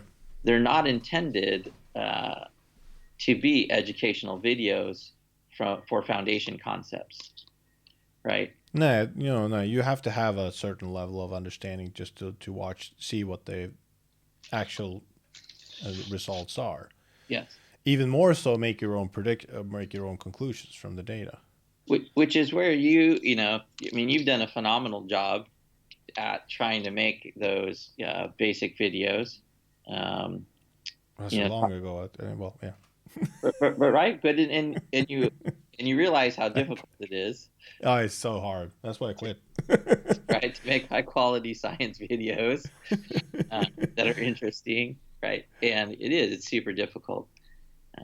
But you can find a lot more of that stuff now, and there's more players in the game who are that kind of stuff, and to some extent, yeah, there's a glut of information, and now a very non-scientifically literate population has to filter, right, what's Yeah, so good that's I think it's the problem with there's so and what's much bad information. there's so much information that you it's very hard to filter. Yes. Like if someone asks me like, "Oh, I want to understand, learn more," and they go like, "There isn't," and I hard to find like there isn't a place to go where you go like, "Hey, go here. This is where you're gonna, this is where you're gonna get the up to date world view." It's like no, it's a grind. Yes. Like you have to go through the grind to make. You have to go to different courses, read different books, go to see UL videos and so on. You have to like go through everything to get some kind of sense of the world. Because even I had this discussion. I don't know. I don't even remember who it was. Had this discussion about the UL study, and I am because I found myself saying that well the science says this, and I point to a UL study, and I go like, and I'm not to go and I go like well in that scenario, that seemed to be true. And I go like, well, they've tested a lot of different things about sort of a fire in a bedroom, second floor, first floor, door open, window open, so on. And you can extrapolate a lot of information between that. But one of the things that's never discussed is, and I want to make the point to vertical ventilation. They always begin their studies you will matter at a certain point in the fire behavior. Yes. Like it's gone to ventilation controlled. It is ventilation controlled, and then you start doing shit. Yeah. Like that's the standard, and they have to have that standard because that's a complicated fire. It's a fairly reasonable fire, like in terms of how likely the fire behavior should be in that particular place in the fire behavior curve, and they have to make it consistent because you have to build on that fire behavior and all those things. So it's totally understandable. But but one of the implications is, for instance, like when we talk about vertical ventilation, because my first experience going to the United States, it was I got a help from a lot of people of doing the first longer trip I did. That was the one, the month tour. I stayed at your place also. That was the first longer period I was in the United States, and I met a lot of people, and I didn't know who I was going to in most cases. I mean, I knew you. I met you in Sweden, but a lot of cases, I just people I've connected to through internet and so on. Go like, yeah, come to this fire station. We'll take care of you. Yeah, is that when I dropped in Sacramento and I thought I wasn't gonna survive the night? Day. Yeah, but I still get. I mean, I don't remember the guy's name, but one of those, I think it was the crew commander there or the captain there. He still sends me an email now and then. Because he was hooked on the Kool-Aid after that dinner table. But there was also one guy who was the smoothbore instructor on that one. He was not a happy camper. But anyway, because when I went around there, I realized in hindsight there was a lot of the traditionalist, I don't want to call it, the smoothbore, down to earth, just pound the shit out of the fire and go home. In terms of it's not that complicated. Just do work and so on. That community, which is a lot of. I have to acknowledge a lot of truth to it, but yes. I didn't know that at that time, and when talking about ventilation, those concepts, we didn't get a lot of deep. But what was consistent was I talked to people who rode in very bad neighborhoods. They all talked about the same. Our experience is that when you do vertical ventilation, you get that lift, you get that tunneling, you get that it becomes better for the people inside, and it's very consistent. And I kind of brushed it over. Very judgmental and very superior in the sense that they don't understand what they're talking about. Like for some reason they can't interpret what's happening, and they gunk up different things happening, and they make false conclusions, like because that's not how it works. Like that's not what I've been taught, and so on. So I was very judgmental and superior in the sense that I'm right. What I've been taught is the panacea of knowledge and so on. It's really part of your charm, though. One part, at least I recognize some of my bad traits, some of them, and I acknowledge them. But anyway, so it wasn't until I talked to Matt's. No, it was maybe before, but that's the thing when I really start talking about it. To talk to Master Sander, we talked about the difference between vertical ventilation and horizontal ventilation, and he talked about the problem with mixing. Like if you do horizontal ventilation, you have an airstream coming in here, window over here, and it's going to be a lot of turbulence. And we get turbulence, you get mixing. So if you have smoke and fuel, smoke and oxygen, it might start to burn more because of all that mixing. But if you do vertical, you basically have an outlet here. It's going to be a uniform outlet, and you have oxygen coming in below, and it just basically fills up. It stays laminar. It doesn't create a lot of turbulence, and the likelihood for mixing is much, much, much less. And if the likelihood for mixing in that sense is less, well, there's less opportunity for basically smoke igniting, even though you have very highly combustible smoke and oxygen. So for larger volumes where you have a big distance between the outlet and the inlet in terms of vertical, that the oxygen may never ever meet the smoke that's hot and prone to ignition, because it's just a laminar. You just go laminar up. Look, I never acknowledged that as a benefit of vertical ventilation until much afterwards. Like, that makes total sense. Like, I understood, like, buoyancy, like, be much faster if it's hot. Like, I understood that, but not mixing.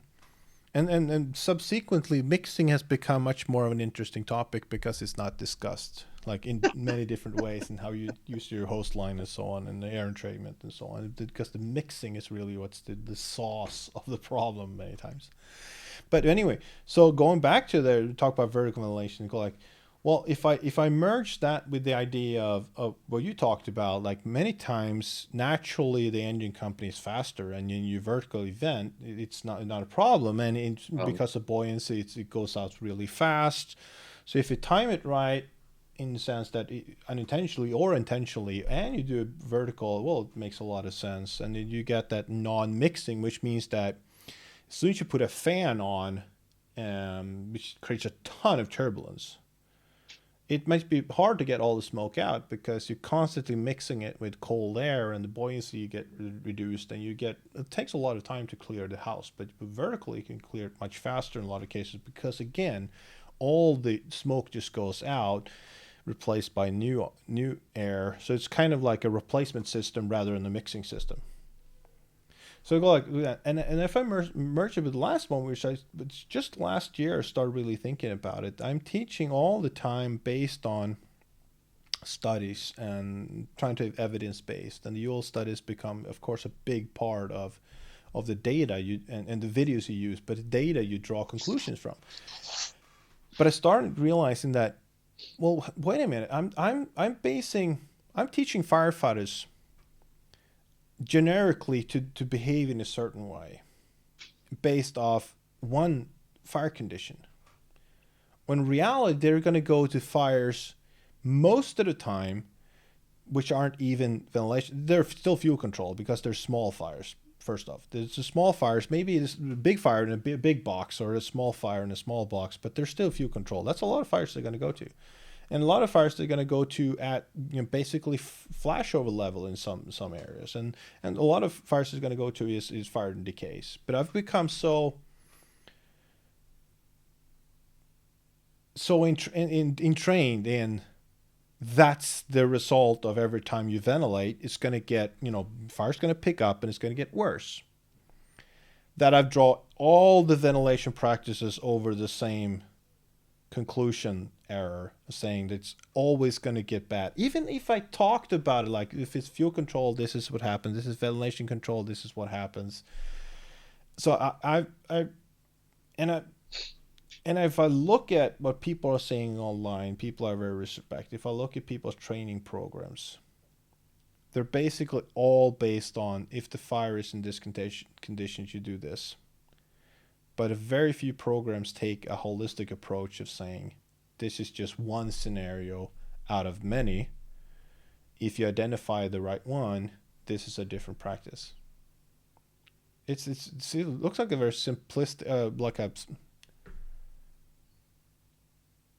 it's looked like a very, very, strange a strange thing to mess up. But it seems to be very, very common. Well, I would say that firefighting we tend to train firefighters in a very formulaic way, right? Because we want consistency. Yes. Right. So when you take a promotional exam in the States, right, you're given fires, and you're pretty much going to do the same actions at every single fire they give you, right? The first due engine's going to do fire attack. The second due engine's going to do some form of water supply and maybe a 2-out, right? The truck's going to grab utilities, do a search, think about ventilation, right? Like, you have these formulas, right, that are going to get you through the promotional process. But that's how you train folks, right? So I will say that to some extent, we will kind of throw the same formula at a variety of different fires, right? And, I mean, that's what, yeah. And it takes many years of reaching that confidence and experience level where you go, yeah, the formula is not perfect for this one. I'm going to tweak it a little, right? I'm going to tweak the formula a little for this fire because I've been to this one before, and I thought the formula wasn't perfect for it, right? So I think that is kind of endemic in how we trained people. And so in that sense, the UL fire studies are not in disalignment with the United States Fire Service, right? By just saying, hey, we're kind of giving you a formula because we're looking at the same fire. Yeah. But yes, it does mean that the individual outcomes that people experience will vary from the results of the UL study. Well, they will. And I mean, going back to this thing, the thing about, you know, if you want to make a change to someone, if someone goes to you say, well, I like vertical ventilation, you know, it works beautifully, and you say, no, it doesn't, and you point to the study and says, look, it doesn't work. I mean, the conflict in that person's head. Yes. When they say, I've seen it work. Yes. I've done experienced it. I've felt it. I've experienced it. And you're saying, look at the science. It doesn't work. I'll call bullshit on all science. But if and Steve, I mean, Steve is basically brilliant in what is accomplished and so on. But even he says, well, this is not every fire. This is not every. We're not saying vertical ventilation. All this.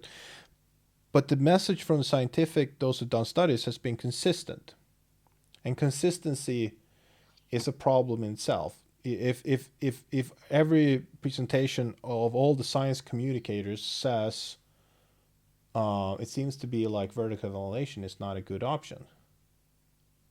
Like, well, sorry, we take it's not just vertical. Let's just say ventilation seems to be a poor option before you have water on the fire.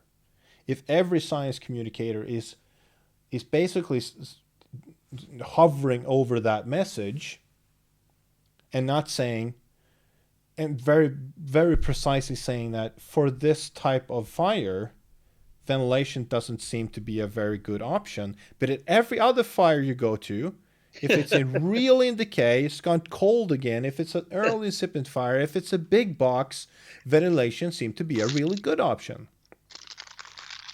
But that hasn't been the case. Because it was very easy for the CFBT community, for instance, and I don't like the word, but anyway, as me being part of the CFBT community of saying, we've been doing small box firefighting in containers for many years, and this is consistent with our world view of small boxes. They go, you know, synthetic fuels. They go to ventilation limited really fast and so on. But then you go to the same concepts as how many programs teach big box firefighting. How many programs teach, okay, this is only valid if you go into an environment that's no bigger than 5 by 10 meters or, you know, 25 feet by 50 feet or whatever. This is only valid. If you go beyond that, you know, you can't use a fog because it's basically useless. You can ventilate much longer into the process because mixing is not going to be the same problem. You might be better off letting that fuel go out. You're not going to mix it with oxygen to the same extent.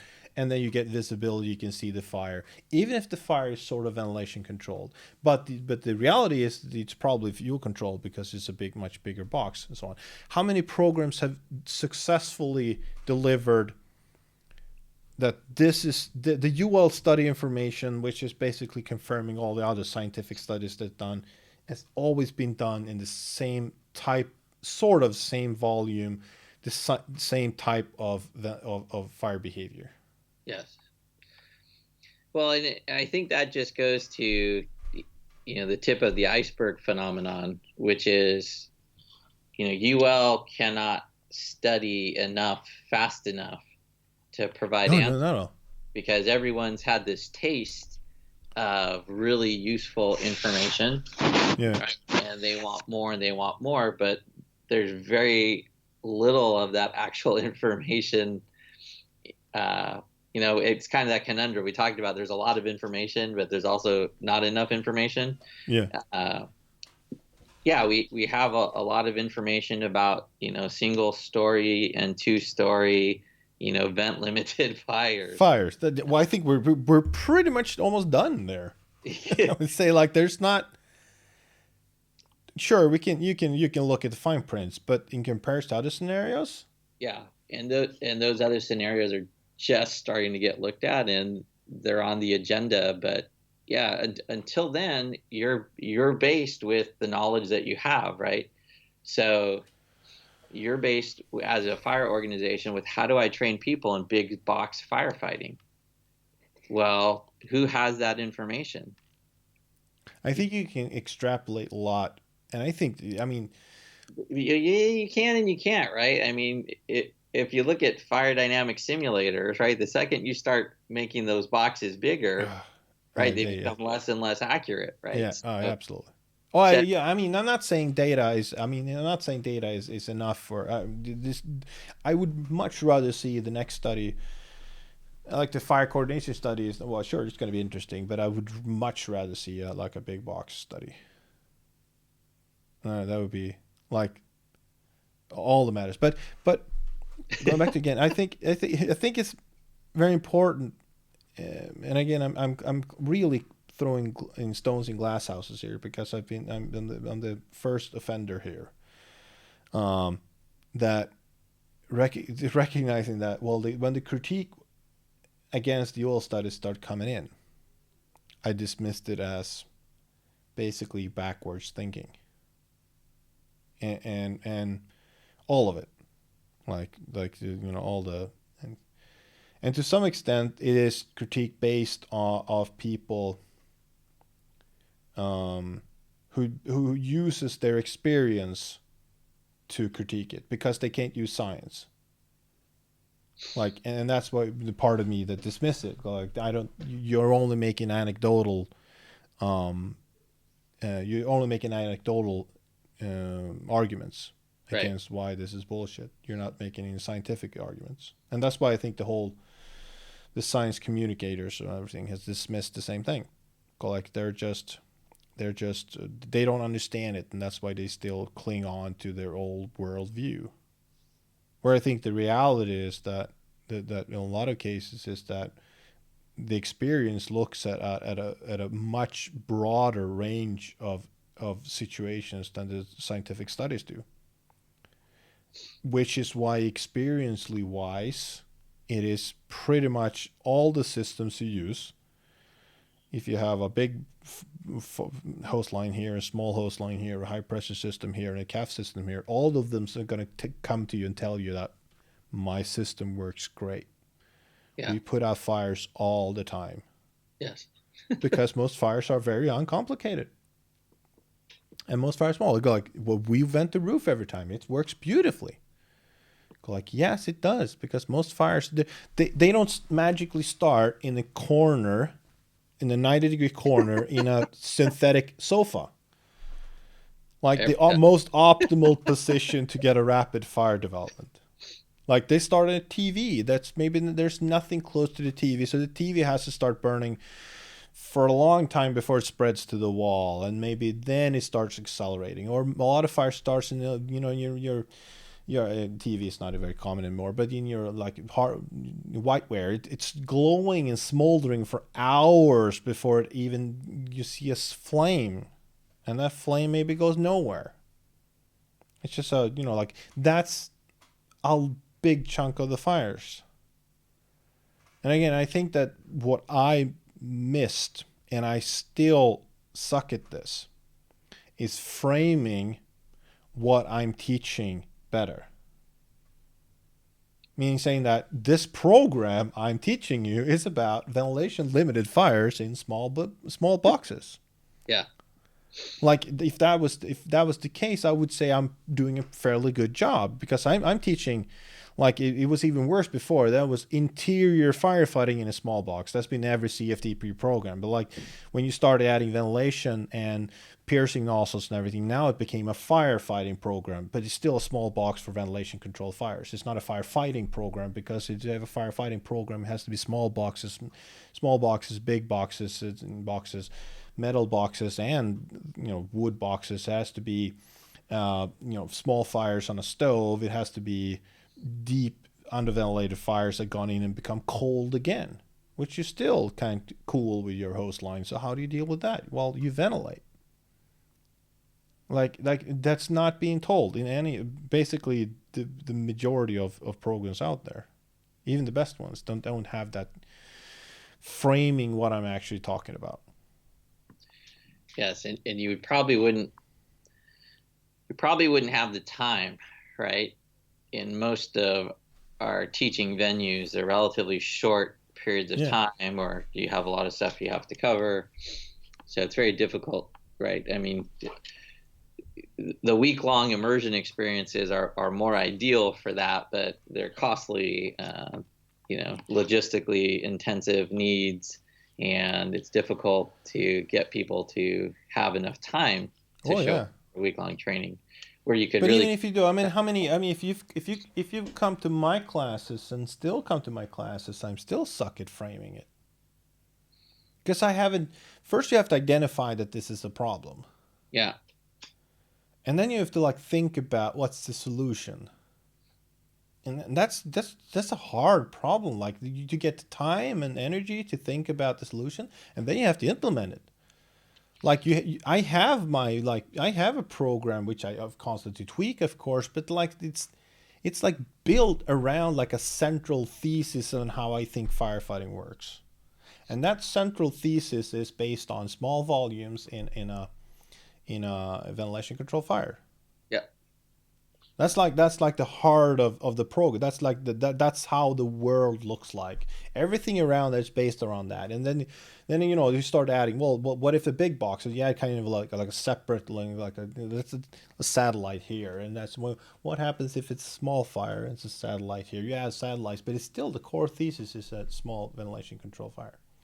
Yeah. And I think again that goes into why it goes back to I think that what's why I have and why I've had a problem in talking to people that says, well, my experience is that a big hose line and vertical ventilation is the panacea to all fires. Because I just go, oh. Well, because it's not, right? Yeah, well, that's true too. But I haven't been able to go yes, I understand, and it is the panacea for these fires. Yes, well, I could say, but for these fires, information to know what the panacea is for the big box fire, right? Well, I can't tell you what it's not. Yes, you can tell us what it's not. It's not going in and pulsing with a fog at 125 liters per minute. Yeah. I can tell you that. I can for definitely if you're a bigger box. But that's not really right. I mean, that's helpful in the sense that you've eliminated one of many possibilities. Well, I can't. What my beliefs are. I think that the American way is much better than the European way in terms of your big hose lines, straight stream, paint the ceiling, create a sprinkler, cool the ceiling structure. That's a hell of a lot of better strategy than going in with a fog and trying to basically shoot water at the ground a little bit ahead of you when they land, because you're not doing basically doing nothing useful at all with your fog. Yeah.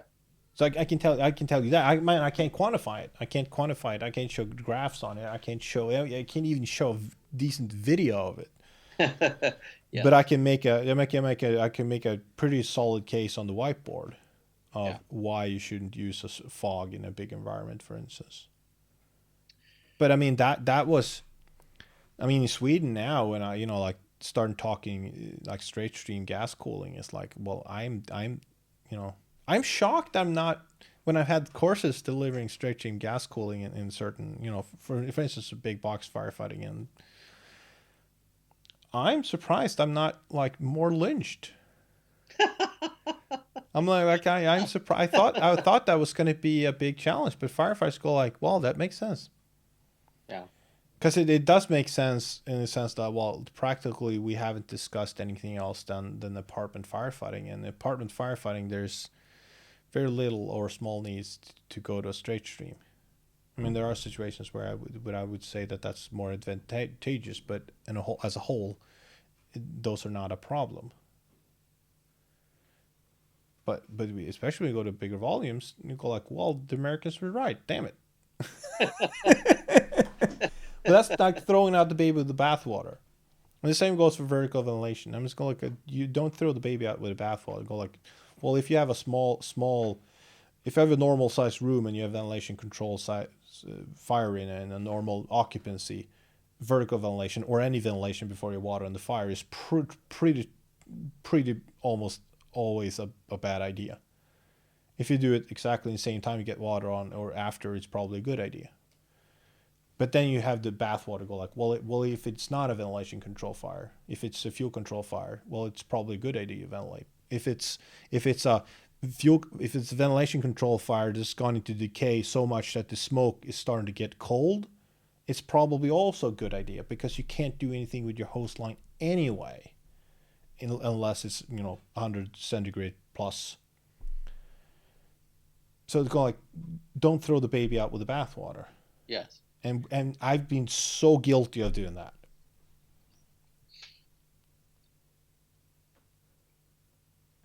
It's okay, Lars. I just wanted to hear you say, Lars, I forgive you. No, but it sucks. I mean, it's every time you stand in the mirror, you want to feel proud about what you do.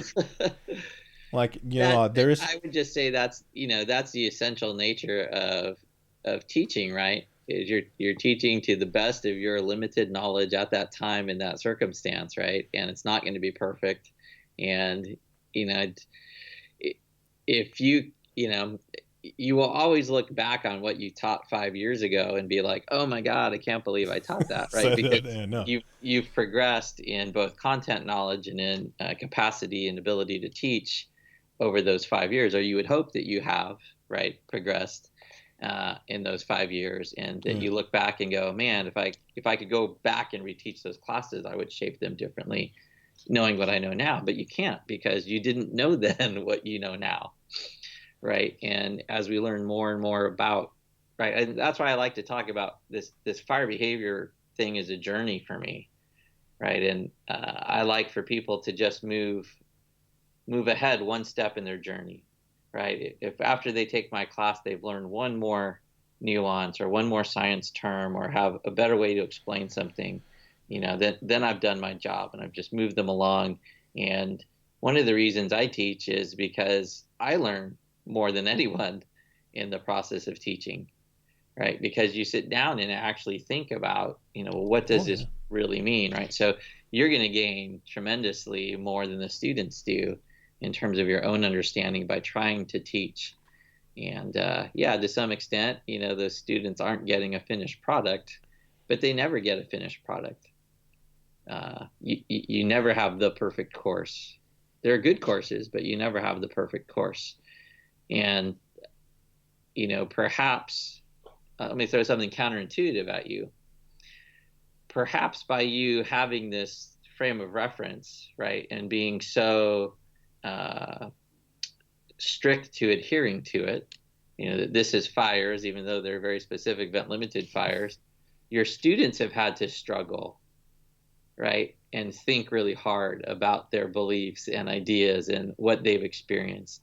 And maybe that was 10 times more valuable than you rigidly contextualizing everything that you know, right? Because there's a lot of conflict there going on, and conflict sparks thoughts.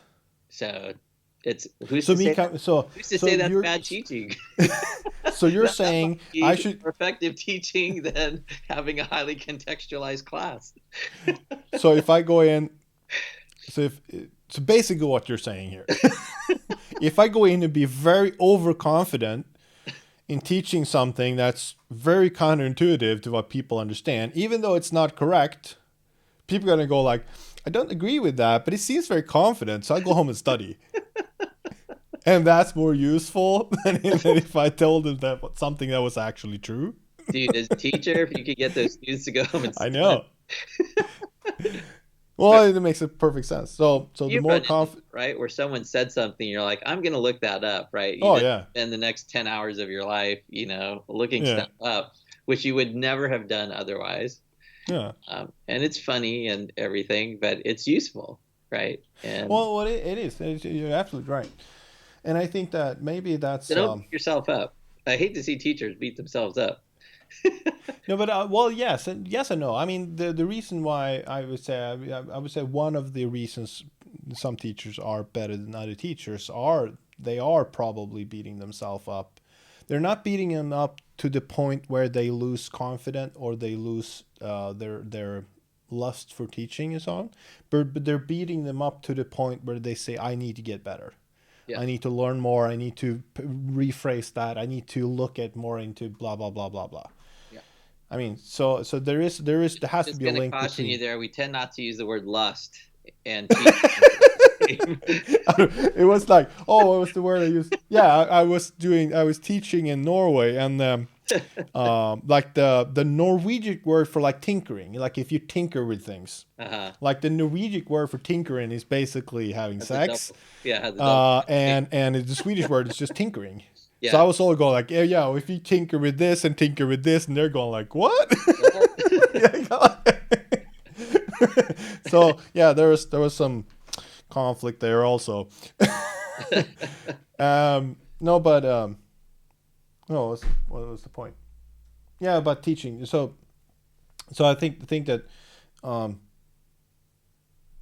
I think that one of the things I think to stop here because nobody's going to listen for this for 2 hours, but but it's still interesting for me because I one of the things I'm always thinking about is when you talk about of teaching, um, and we talked about how do you judge where's the appropriate level? It's like how much do I have to simplify a model because time constraints and so on.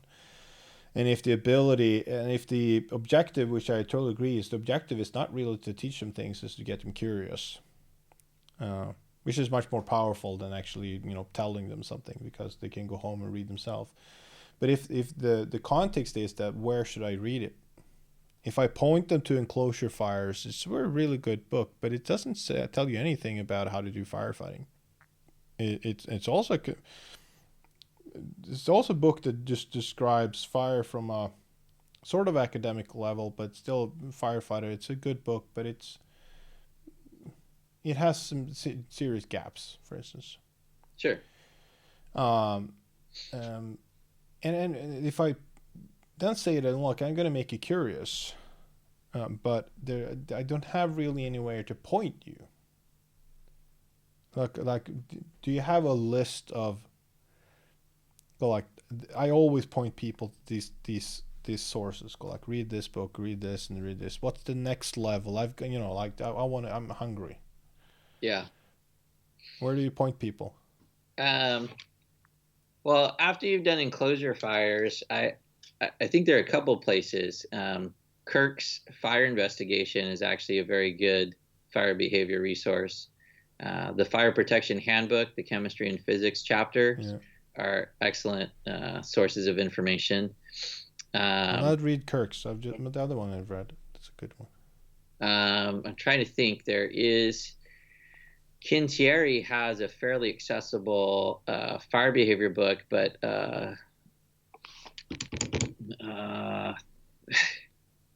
Far Fundamentals. Gorbit and Farr probably have the most accessible fire dynamics book of the fire dynamics books that are out there, right? Like Carlson's Enclosure Fires book is way too technical. Drysdale's way too technical. Yeah, that's like a reference book more. Right. But Gorbit and Farr, I think their fire dynamics book rides a nice line of covering content that's contemporary and being a stretch, but not too big a stretch. So I would probably say if you're looking for that next piece, but to go from someone who just had their first fire behavior lecture, right, to Gorbit and Farr is probably too big a stretch. Too big a stretch. Right. They probably want to do something like Enclosure Fires to kind of get started. And then, of course, the 3D book, I think, which, while a bit dated, is probably also a good primer for some of the basic science, like latent heat of vaporization and water droplet size and things like that.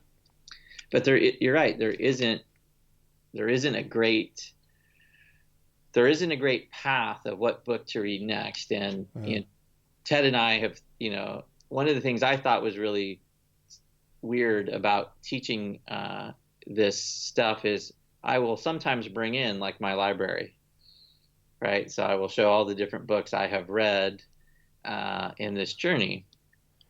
And it was weird to see firefighters walking out with their cell phones and taking photos of these books. Yeah.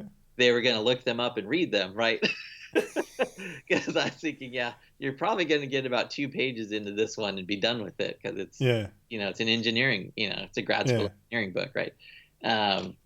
So yeah, I do think people are kind of hungering and thirsting for a good read, and I don't think it's that simple. I don't think there is a great read out there.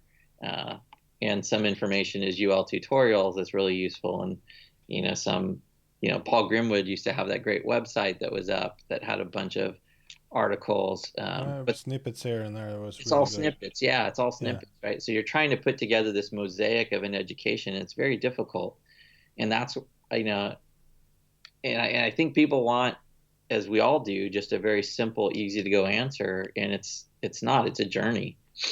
It is a journey. It's a long road. Yeah, I think it's a pretty easy answer to why there isn't a good journey. I think that's because up until really late, I don't think there has been a good grasp of what was needed. Because I think that the last, lack of a better word, the last era of firefighting was, if you went to a CFBT program, like the John McDonough's and Sharon Raphael, and did a fantastic job based on a lot of Swedish stuff, a lot of own inventions, and a lot of mixing. That was the top of the line. Like that gave you a good foundation of fire. And they're still good, although the CFP courses are everywhere. They're still good, but what I think most people recognize that there's again, not all fires are in small ventilation controlled boxes, and then you try to add in big box components and so on. So trying to make them better, but writing a book is not something you do in a short while, and encompassing all that in a book is pretty hard, especially when you don't really have the full picture yet. Yes, and I thought goals for this last calendar year, and I have about 13 days to get it done, was to write a book about how to teach fire behavior, right? But you run into that, I want to teach atomic theory. Like, how much information do you put in your book about what is atomic theory, right? That's its own course, right? So you're really relying upon, hopefully, years of science education that people have had prior. And you've seen me teach. I run into the same problem. Hey, you'll recall this from high school chemistry. Hey, you'll recall this from middle school chemistry. And I know a lot of them are like, yeah, but just vaguely. Right? I've heard about the concept, but they'll brush it up. Brush it up again. Like.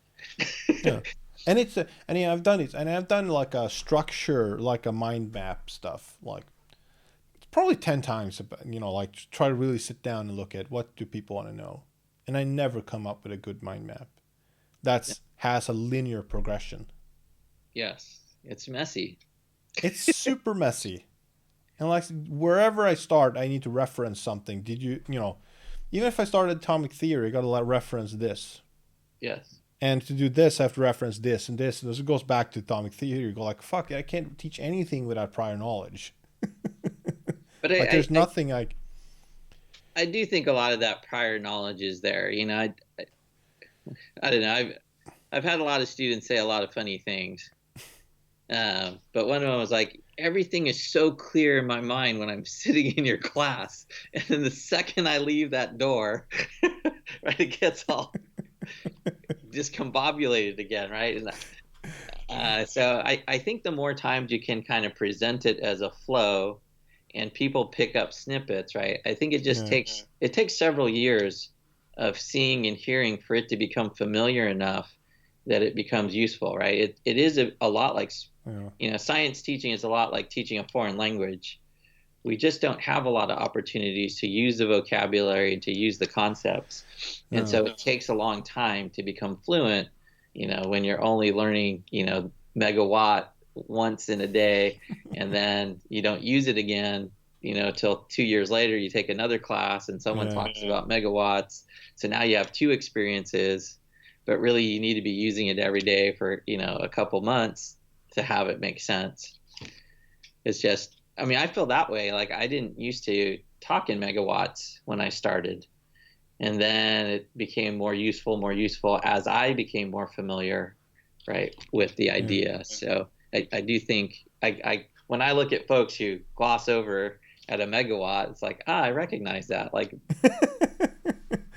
Well, I would say too. You can argue from it like, how can you really judge that on the fire ground? If you can't judge that on the fire ground, it's just really applicable to, then the go like, yes and no, but it could be really important that you understand it, because maybe if you can't quantify it on the fire ground, sure, that doesn't really matter, but you understand that if I open the door, what's actually happening and where is it happening, as we discussed before, like where is that energy being released and where is it being absorbed.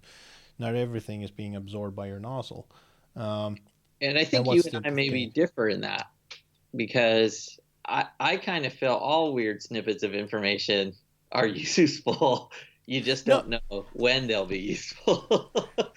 I'm kind of, I would say I'm sort of like that too. But the argument would be that what is it? But practical. You need something. Is it practical? And one of the reasons I stopped making, when I tried making those like YouTube videos, like smoke and particulates and so on. One of the reasons I stopped doing those was because I was so insecure about getting them right. And they're published. Yeah, they're published. But I had a core sense of, if I'm not doing it, nobody else is going to do it, and so on. So I look like I have no problem being wrong. But I have a big problem of teaching people the wrong things. In the sense that I can be transparent in the sense that, I don't know everything. I have no problem with people calling me bullshit and saying, I have to look that up and change my mind. I pride myself on doing that. I could be better at it, for sure, and not be as defensive in certain situations, which is like a very common reaction, but still not very good. But the other one was that I really struggled with, how do I define a video? Like every video I was picturing in my head around the simplest topic would end up like 4 hours. It was like I couldn't find good boundaries between topics. Yeah. Like if you want to explain megawatts energy, you brush over. You have to understand atomic theory. You have to understand, temperature and the moving molecules depending on what energy. Then you go like, you have to understand kind of radiation, because in radiation you go like, that's one of, you have to understand like currents, and you have to understand this, and you have to understand like the absolute zero, and that's energy being released also, but it's that the same kind of energy, like you just go on and on and on about like all the things you have to understand to kind of grasp energy. Otherwise, you fall in trap. Like I had a discussion with IFIW where I was heatedly, passionately arguing that heat, what heat was. Yes. Like I've asked you and Ed have asked a bunch of times, and it was like, and I was kind of surprised that a lot of people at IFIW wasn't that interesting. Like it's not important to define what actually heat is, even if we get it a little bit wrong. As I see, a lot of people teaching is actually wrong. Basically most people are talking about the ancient caloric theory. A property, like an object has heat. Yes. Like it contains heat. Right. Which is wrong. It doesn't contain heat. It contains potential energy or chemical energy or whatever. But it doesn't have heat. Heat is just something that arbitrary, the surplus energy being transferred from one object to another. We arbitrarily select some of that energy to be called heat because it's the heat that makes the change in temperature. but that's just arbitrarily some of the energy being transferred because there's a lot of other being transferred, but that doesn't generate temperature increase in something else, so it doesn't count. Like, so I could make a video that says, well, heat, that's energy in motion, the energy being transferred from one object to another through, like, like that's heat. But it's not true. Because there's tons of heat flowing from objects with the same temperature all the time, but we just don't call it heat. Yeah. And like the famous example of like a cup of tea and an iceberg, like what contains more energy, and go like the iceberg doesn't have any energy at all, since it cannot do any work on the cup of ice, and the cup of tea. Like, then the energy is defined as the ability to do work. So there's a lot more energy in the cup of tea because it could do work on the iceberg, but it's never explained that way. It's explained like the energy of the iceberg is much higher because the mass is bigger and blah, blah, blah, blah. But that's useless energy unless you have something that's colder than the iceberg, so it could do work on that. But it bothers me because I didn't understand it before I tried to do like a video on it. And when I tried to do a video on it, I realized that it is much more complicated than I thought, and most people was wrong about it. And all of a sudden I have to do a video that's like 10 minutes long about something that people go like, this is not even relevant. Like, it changes nothing. I wouldn't beyond say it changes nothing. You just don't know what it's going to change. Yes. Right. It's like I didn't know when I read Feynman, many years ago, that I was going to be using basically his lecture to start fire behavior classes for firefighters. Just didn't know that, right? And so that's why I love education and really try to present as much as I can. Because you never know when that snippet of information is going to make a connection for someone in a cooking class or at a fire or, when their 3-year-old, No. in the easy bake oven or whatever, right? Like, you just never know in life when that knowledge is going to come out and be useful. And I think that's a beautiful thing about teaching, is you just don't know.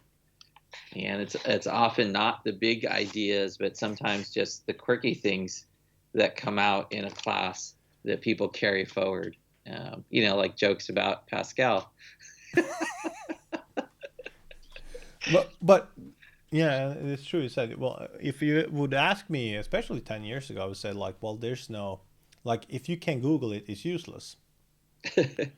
Like, well, that's like I defined, it's very important to learn people to find information and process information, but the information by itself was useless. And I saw kind of a lecture a couple of years after that, and we kind of, probably said, saying that that's not, basically what the lecture said was like that's not true, because to be able to make, first off, most cases you can't Google that fast. I mean, you can't Google in every situation, but how you think is basically how you draw conclusions is based on all your information and knowledge and everything. And without the information, you can't make good analysis. You can't do good conclusions and so on. Even if you can Google something, like if you doesn't really. So I really think that based on what you said, there isn't any useless information, because everything you understand and think about in life is basically involved in every decision you make, because it's based on your perception of the world. Yeah. And that perception of the world is every bit of knowledge in every decision. no, but it's like it constantly warps your sense of reality when you learn something new. Yes. Also slightly. Yes. And I think the ripple effect from what you learn is immensely much bigger than what you think. You don't think that, well, like, I learned something about, like your bike on the wall, like how you make a tire. Like, I don't need to understand how to make a tire. Like, how about my VHS tapes? The VHS, easily accessible to digest in a quiet afternoon. No matter how to make that tire go like, but there's gonna be some snippets in there like your knowledge about how rubber is made or the factory process. It's just gonna tie into some other concept later about like wow, like rubber melted at this temperature and that's where it starts to off gas. Blah blah blah. There's cross links all the time. Yeah. There's this, and so I totally appreciate. But if I'm sitting as a educational supervisor, I'm doing the budget and go like, well, to do a good fire PA program, we need 10,000 hours because of sort of useful information that may become relevant someday, and that's not going to work. So you still end up with like, okay, I have 2 minutes to explain this topic. How to do it in the fastest way. It's always going to be a compromise. It's going to be a compromise, but and of course we have this discussion before, but I think that I know there's a lot of work to be done at the way we present firefighting. The more and more I teach myself, I realize that we're not an optimal. There's a lot more to tweak the process and like how it's which way we're teaching it to make it more accessible, because it's not good enough what we do now. No. No, it's all obviously not, because it's but so I mean, I think administrators are faced with the position of it's what we have and it's good enough, and we'll try to build in through command and control, through staffing, through response modeling, through individual good decision making on the fire ground safeguards, because the training is never going to be sufficient because of the constraints on it, right? So that then becomes a systems approach to layer safeguards in, right? And so it's less likely that all those Swiss cheese holes are going to line up for the negative outcome. It does happen, but it becomes less likely the more layers you put on. And that question is how much knowledge do you need at that base level? And I think pretty much it's recognized by everyone now that 4 hours is not enough, right? Anyone who's picked up a UL tutorial and spent 2 hours trying to decipher it probably is like, yeah, my base science knowledge was not enough. Yeah. Right. I have to do more study. So there are positive steps being made. I have always really liked your expression of, if I wanted to change, I realized that like the easiest way to change my fire department was to change the world. Yeah. Right. When you said that, I was like light bulbs going off, right? Like, yeah, that really is the best way to create change, is to try to change the system. So, we got NFPA coming out with, the fire dynamic standards at 1700 or something like that. Yeah, 1700. Yeah. So that will, my question was, well, why don't they just expand the 4 hours in the Firefighter 1 curriculum, right? Why do you need a whole separate standard? Why not just expand the one that currently exists, right? And I'm not saying it's right or wrong, but definitely having a specific fire behavior standard will change the world and move people towards expanding their fire behavior education, which is a net positive.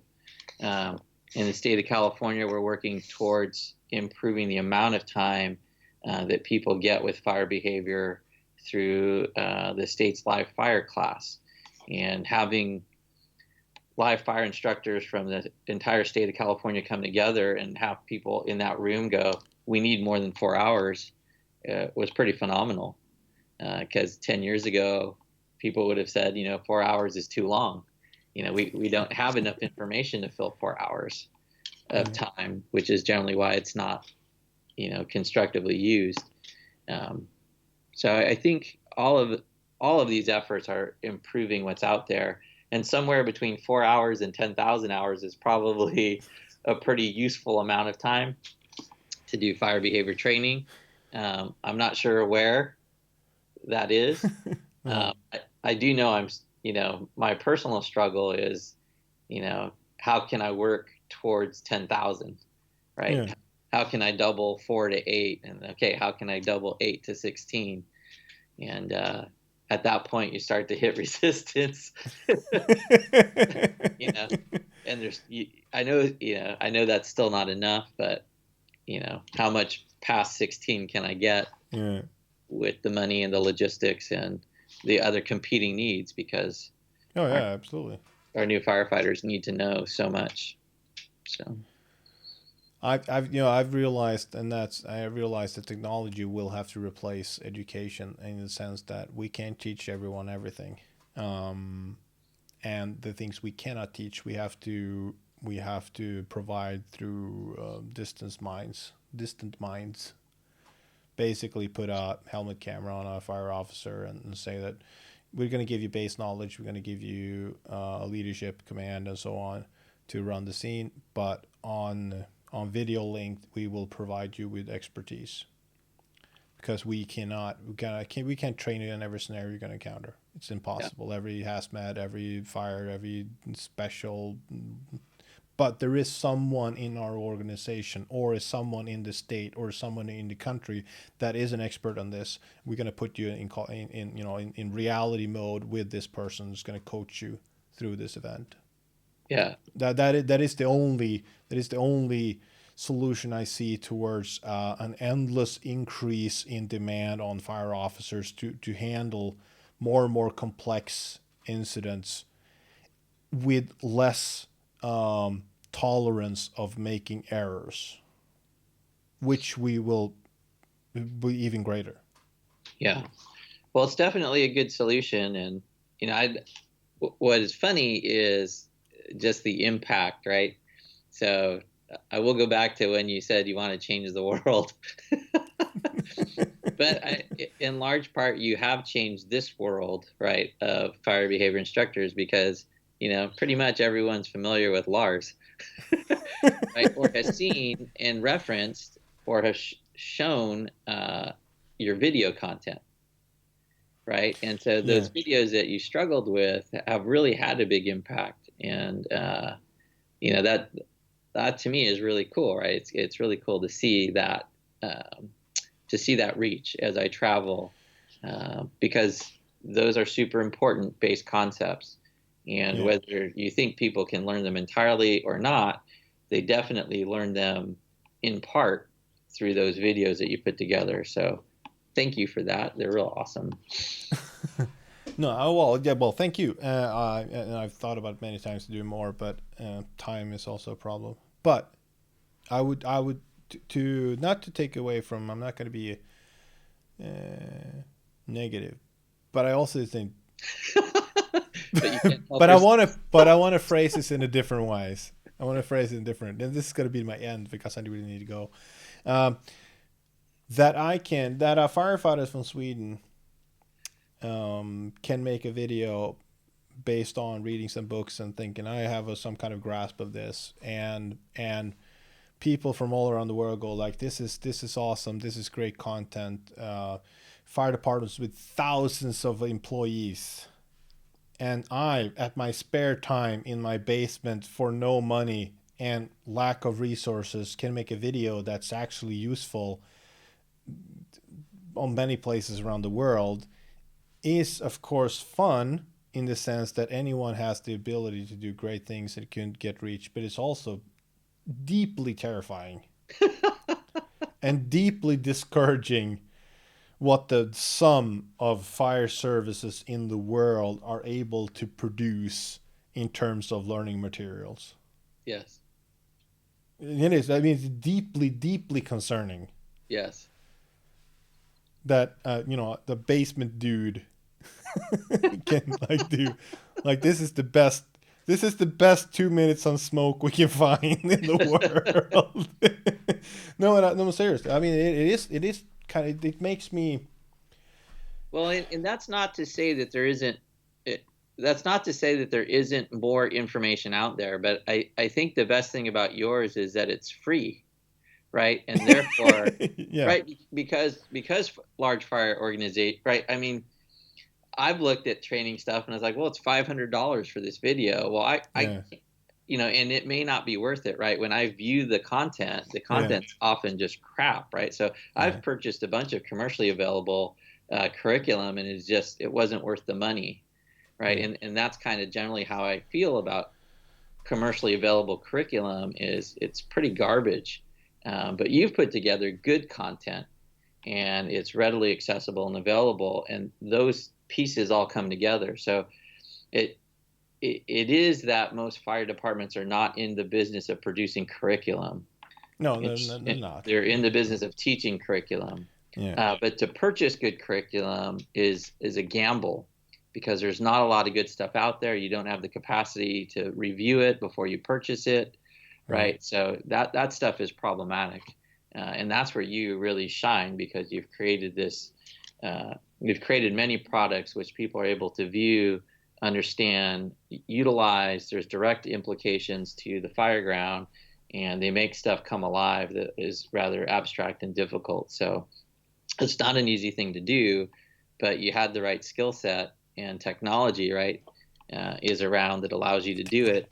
That wasn't, yeah, it says the troglodyte. Whisked with a mouse and it's magic. Yes, it was. I mean, actually, well, if not, no, I've been motivated to do more videos, but it's always a pleasure talking to you, James. I mean, I think we have to do another talk, and I just want to talk more specifics about ventilation. About ventilation, for instance. Like, then we'll actually get some conclusions of what we actually think. Because I want to talk like stream, like gas cooling with different streams also, and I want to talk a little bit about command and control also, communication. But we'll just have to do another talk some other day. Sounds good, Lars. Good to see you as always. Yeah. Love the backdrops, poster in the back. That's why I'm doing the things I do. We want to be cool. We want to get chicks. You can't not recognize that when you do fire training. Yeah. Well, you have to take like who joined the fire service. Like, that has to be in top of mind. Why did I join the fire service? It wasn't because I loved math. Like, that wasn't the reason I joined the fire service. Like I appreciate math, like, especially in hindsight. No, math is horrible. Like, math is the worst. Like, but that's of all the brainy stuff, math is the worst. But that's the image that's what we had in mind when we joined the fire service. That was the puzzle. Then subsequently, my passion was more against like the puzzle solving, maybe less the practical stuff. I'm not super enjoying like container based training anymore. Like, I'm not psyched to go into the container and get sweaty and dirty, and like I really do enjoy talking about fire and going well taking aside, like, do acquired structure burns and go into actual fires. That's fun, but the grind in containers, that's not for me. Like, so maybe I'm turning more nerdy every day. I don't know. That's just a journey, right? Like, you've been there, done that, and moving on to the next thing that's more challenging, interesting, right? That has questions. So just another step in the journey. Yeah. I'm not repetitive stuff has never been my cup of tea. So I guess that's part of it. Talk to you later, James. Good to see you, Lars. Bye. Bye.